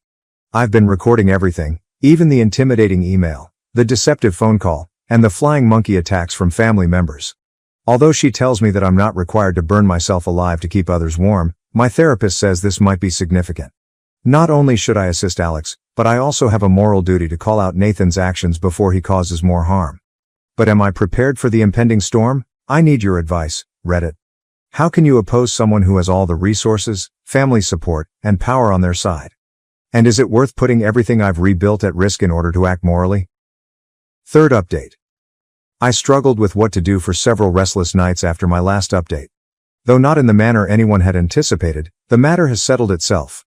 I want to tell you everything that transpired and the reasons behind my decisions. I must first clarify a crucial point. I had a breakthrough session with my therapist following Catherine's deceptive call and Nathan's threatening email. We talked about how my family has always followed the same pattern. Incite a problem, put pressure on me to resolve it, and then utilize my assistance to keep their poisonous system in place. She made it clear to me that getting directly involved would only make this cycle worse. But she also made a very important point. There are ways to help that don't involve me re-engaging with my family's manipulation or sacrificing my mental health. That's when I decided what to do. I sent Child Protective Services a thorough anonymous report. I didn't make this choice lightly. I spent 3 days compiling all of the information I had, including screenshots of the family's nasty texts, emails, text messages, and Nathan's threatening letter. I incorporated all of Alex's information regarding Nathan's domineering actions toward their son. I described how our family has a history of condoning abuse and hiding issues in order to keep up appearances. The report covered more ground than merely the current state of affairs. I gave background information on Nathan's manipulative tendencies and how our parents have traditionally condoned his actions. I gave specific examples, such as how they concealed his college drunk driving episode, how they settled a former employee's harassment lawsuit, and how they have continuously exploited their resources and connections to shield him from repercussions. Additionally, I sent proof of possible financial irregularities that my former coworker had brought up. I thought this gave a more complete picture of Nathan's personality and the depth of his manipulation, even though it might not have a direct bearing on the CPS investigation. Waiting was the most difficult part. Since I was reporting anonymously, I knew I wouldn't receive updates on the status of CPS investigations, which take time. However, I had at least taken a step that would benefit my nephew while still respecting my personal boundaries. Then things began to move more quickly than I had anticipated. Nathan sent me a flurry of angry messages 3 days after I submitted the report. His emails become more and more erratic. You think you can hide behind anonymity? I know it was you. You've just made the biggest mistake of your life. I'll make sure you never work in tech again. You think you're safe in Denver? Watch your back. You're dead to this family. Remember that. You chose this. Catherine had a different but no less informative reaction. I'm still troubled by the voicemail she left. How could you do this to your own family? We gave you everything, and this is how you repay us? Nathan is devastated. They're investigating him like a common criminal. His reputation could be ruined. I hope you're happy with yourself. What's interesting? None of the accusations were refuted by any of them. They were upset with me because I dared to reveal the truth, not because I made unfounded accusations. After mostly remaining mute during this ordeal, my father suddenly revealed his actual nature. In a letter, he threatened to remove me from his will if I didn't fix this situation immediately. His lawyer wrote the letter. I recognized the hypocrisy of threatening to disown someone who had already left the family. Then Alex sent a surprise message. Hers was shorter than the others and had a distinct tone. I know it was you. Thank you. I'm sorry for everything. I was more affected by those 9 words than by all of Nathan's threats put together. They were the first sincere admission of guilt I had ever gotten from anyone connected to this catastrophe. I learned through rumors that Alex had the leverage she required because of CPS's participation. Nathan's threats of assuming complete custody were less significant because an inquiry was still underway. While the inquiry is ongoing, she was able to obtain emergency temporary custody of their kid. The response from the family has been explosive. The complete force of flying monkeys has been unleashed. My inbox is overflowing with messages from distant cousins I haven't spoken to in years, accusing me of betraying my own blood and ruining the family.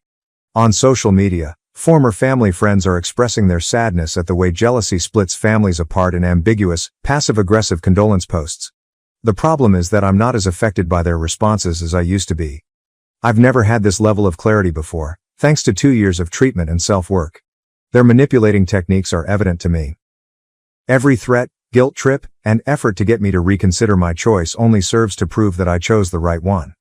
My family is upset because I refuse to fulfill my designated part in their dysfunction, not because I have harmed them, my therapist pointed out. I violated the pattern they have been using for decades by opting to safeguard my nephew through legitimate procedures instead of taking part in their cover-up. The fallout has been dramatic but illuminating. I've had to react to the circumstance by taking a number of measures. To make sure they were aware of any threats, I first alerted the security people at my employer about the probable harassment. In order to safeguard myself against any possible reprisals, I also started working with a lawyer. I've had to keep my social media presence totally secret and bolster my personal security measures because of the situation. I didn't want to perform these actions, but they were essential for my security and comfort. But I've also received unanticipated help. A number of cousins who had previously remained silent have privately expressed their pride in me for confronting the family. I've received calls from 2 of Nathan's former workers who want to provide statements in favor of Alex. After hearing the whole story, even some old friends who had previously condemned my choice have changed their minds. Above all, I am comfortable with my choice. Yes, there may be repercussions. Nathan may attempt to undermine my career. The family may actually carry out their threats. However, I'm not basing my decisions on my fear of their reactions for the first time in my life.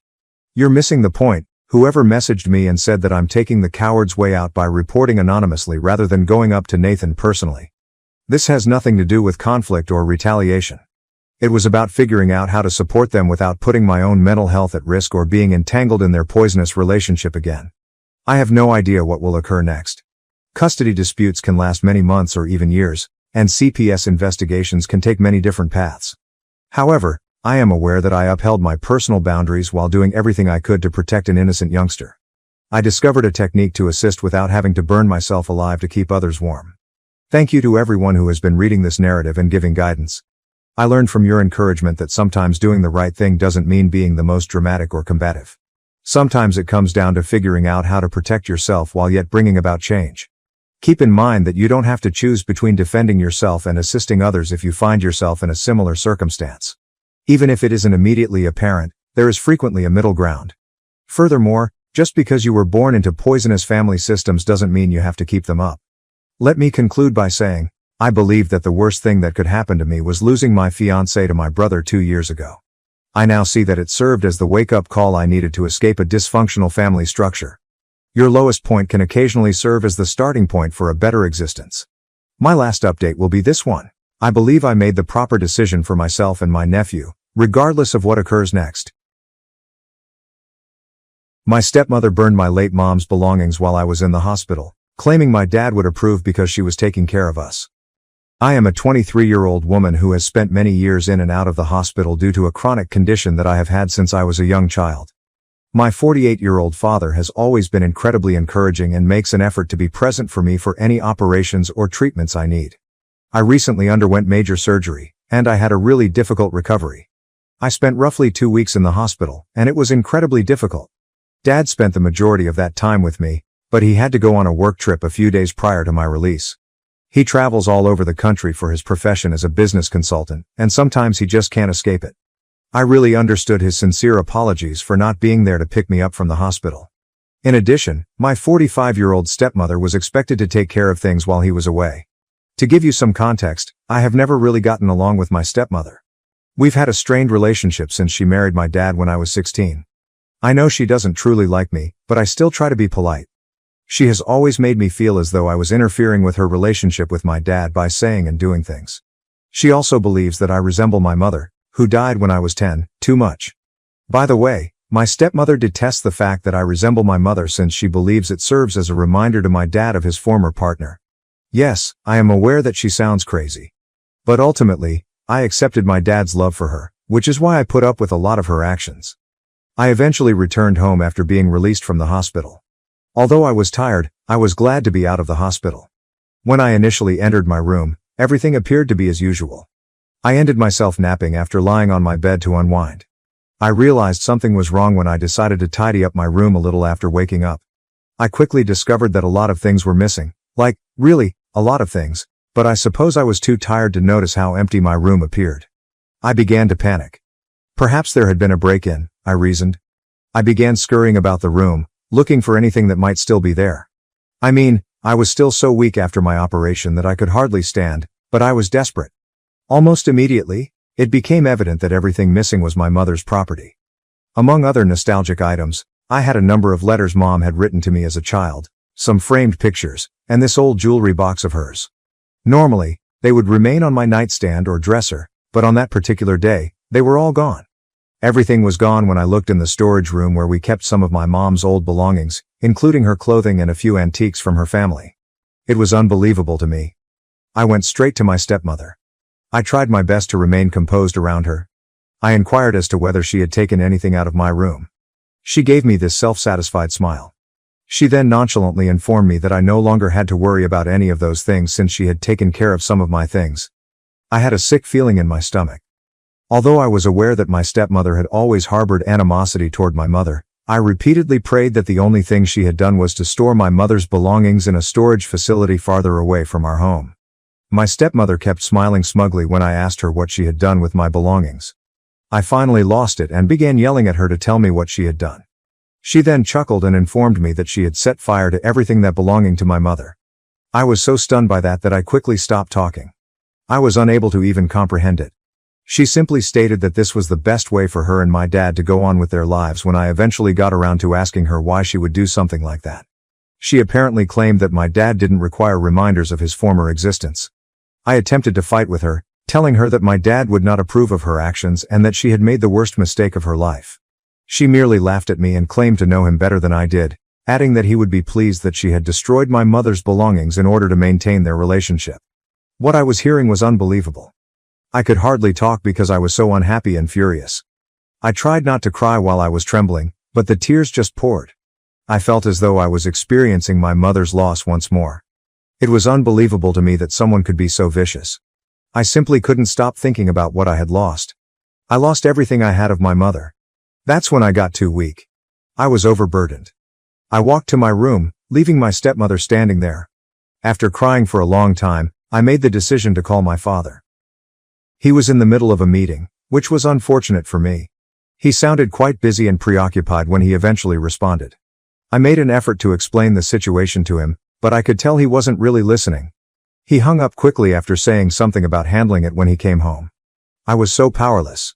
The days that followed were the longest of my entire existence. My stepmother, who pretended that she had done nothing wrong, left me feeling alone, furious, and devastated in that house. She was careful to emphasize that she had done my dad a great favor.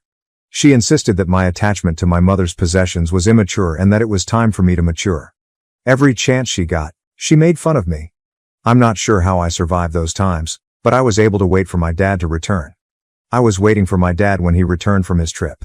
I repeated everything to him, and this time he paid attention. He didn't trust me at first. He believed that my stepmother was just playing a cruel practical joke or that there was some sort of miscommunication. However, when I showed him my room and our storage area, he turned pale upon seeing that everything was empty. The love of his life was my mother. At the age of 10, they had first met. My mom and dad's childhood possessions were among the many items my stepmother set on fire. Those things played a significant role in my dad's recollections with my mom, even though he had moved on and married my stepmother. He valued them greatly, therefore it was devastating to see them all gone. My stepmother tried to act as like it wasn't a huge thing when he confronted her.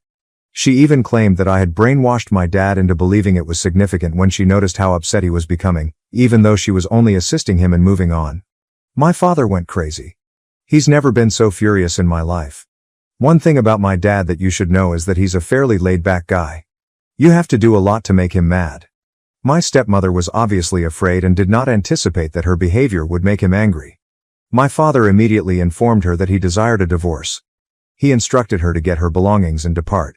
My dad told my stepmother that the house was his long before he ever met her, despite her attempts to claim that it was also hers and that he couldn't evict her.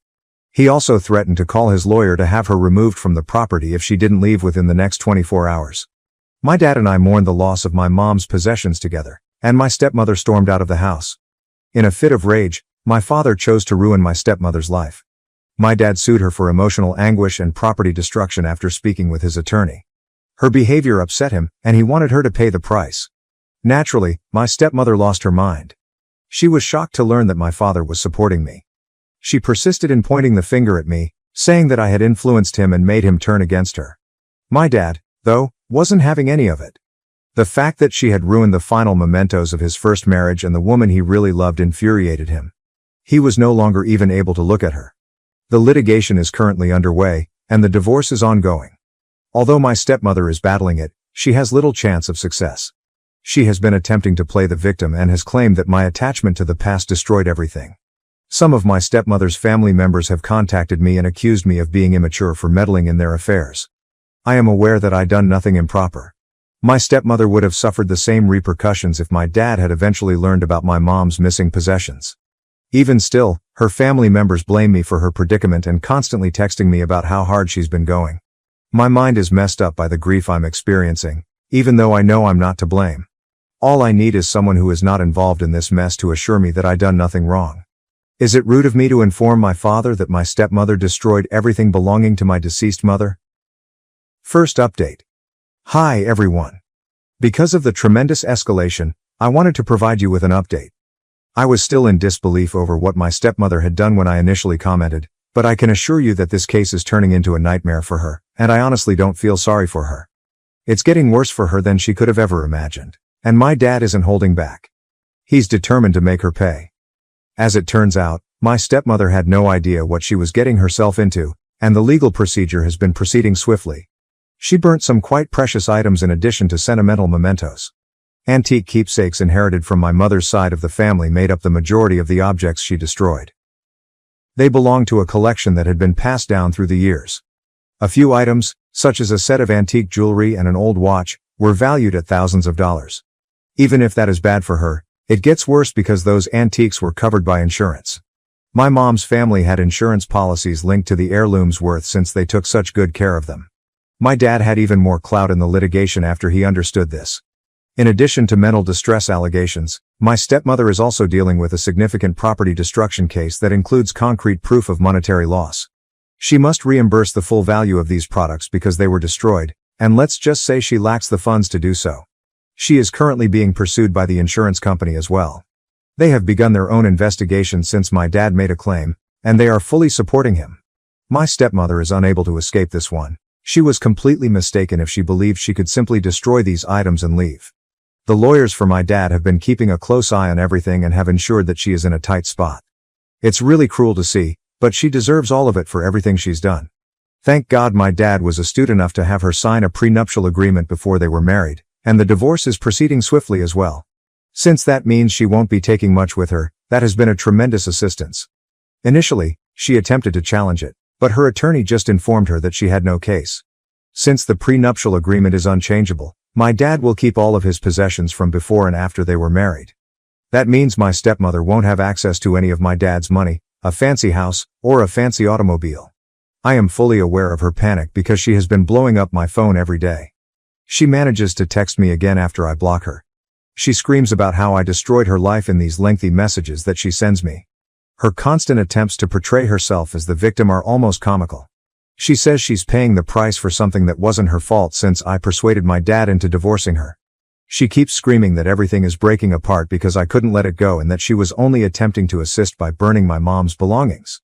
She has also been telling me about how her life is falling apart, and to be honest, I don't even care or have any sympathy for her. People in her social circle are apparently beginning to turn away from her. It has been devastating to lose her reputation because she has always placed a great deal of importance on appearances. She used to have elegant brunches and dinner parties, but now her so-called friends have entirely abandoned her.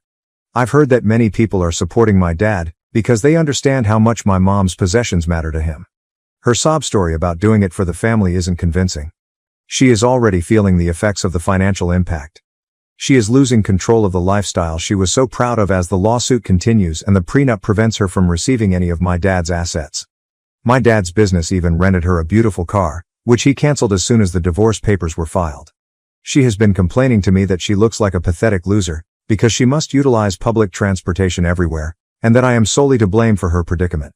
She's desperate, based on what she's been telling me, since she can't stop messaging. She is looking for a new location to live, But she lacks the funds for a lifestyle that is comparable to what she is accustomed to.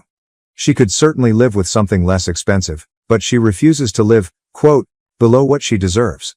She even attempted to use guilt tripping to persuade my dad to let her stay in our home until she recovered, but he refused. She is upset about everything, including the house, the litigation, and the prenuptial agreement. I always get a text saying that I'm to blame whenever things goes wrong for her. She is truly going crazy. According to a mutual acquaintance, she has been pleading for favors and attempting to win people over to her cause, but nobody is retaliating. The majority of people don't want to interact with her since they are aware of what she did. To be honest, after everything she did to me, it's kind of satisfying to see her crumble. She believed that she could simply enter, set my mother's belongings on fire, and pretend that she had done us a favor. She is currently losing everything. My dad, however, is surviving all of this rather nicely. He may still be grieving over what transpired, in my opinion. He cherished the items my mother left behind because he loved her so much. In addition, he abruptly lost my stepmother, who had become his new love interest. Even though my stepmother is still alive, he is quite angry and hurt by how things have ended out. He is using all of his hurt and rage to make sure my stepmother is held accountable for her actions. His attorneys are doing a fantastic job, and it seems like we're getting closer to finding some sort of resolution every day. It's clearly obvious that the case will destroy her finances, but I'm not sure how long it will last. She will be left with nothing as a result of the property destruction claims, the insurance company pursuing her, and the ongoing divorce. For the time being, things are unquestionably going in the correct direction, but I'll keep you all informed as more develops. Knowing that justice is being done makes me happy. Second update. Hello everybody. It's time for another update, and the situation just becomes more bizarre. My stepmother dug herself a deeper hole than I thought she could, but here we are.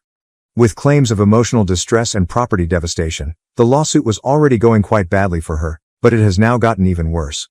My dad's attorneys discovered something significant during the lawsuit's discovery period, which is essentially when all the material is gathered. It turns out that for years, my stepmother has been gradually siphoning off funds from my dad's company. She apparently had access to several of the company accounts, and when she took money out of them, she said it was for costs or domestic necessities. When the lawyers began reviewing the divorce's finances, they discovered all these strange transfers, but my dad trusted her enough to not question it. She was stealthily extracting hundreds here and there, so we're not talking about little sums either. She funded her lavish lifestyle with this money. Since he had no idea how much luxury goods cost, my dad was never informed about how much she had been spending on them. He assumed my stepmother would be reasonable about her expenditures, but he was completely mistaken. My dad was incensed when he learned.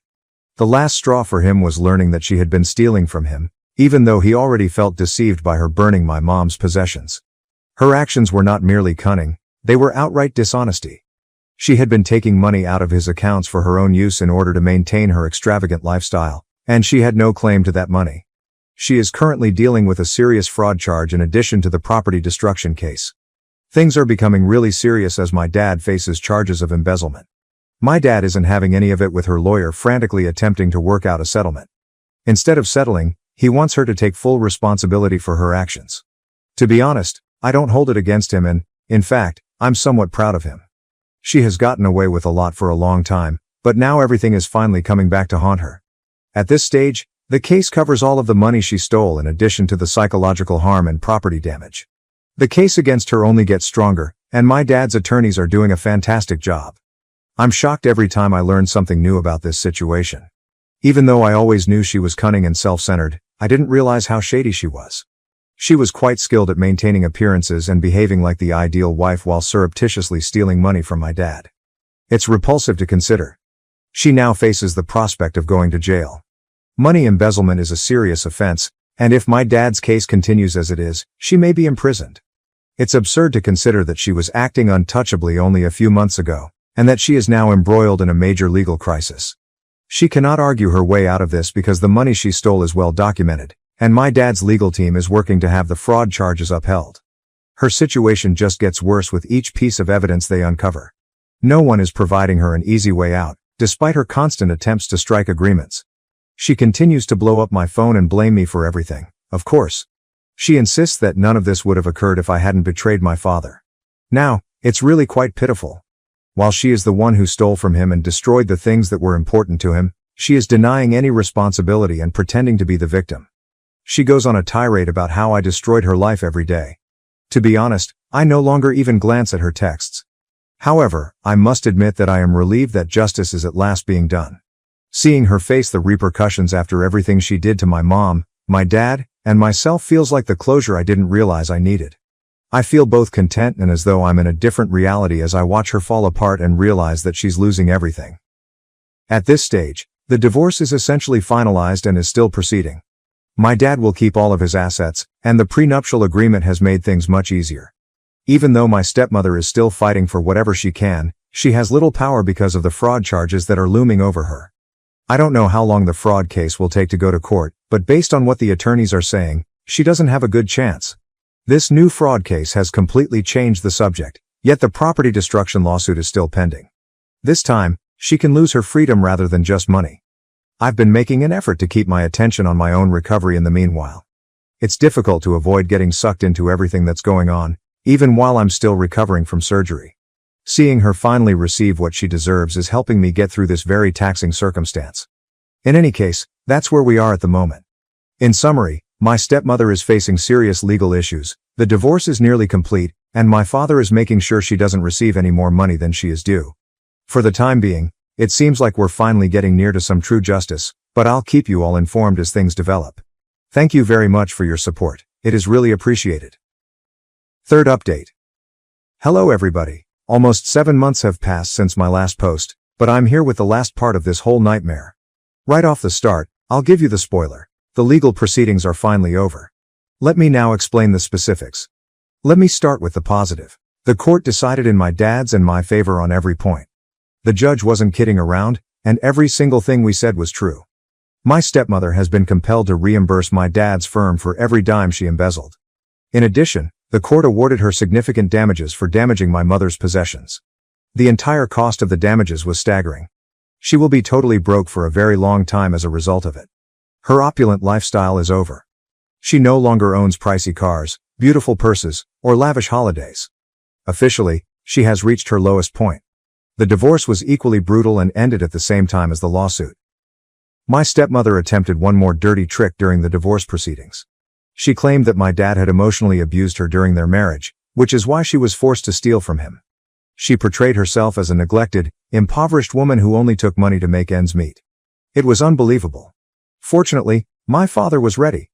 Her accusations were totally demolished by his attorneys. Throughout their marriage, they had a ton of evidence that my stepmother was enjoying the good life on his cash.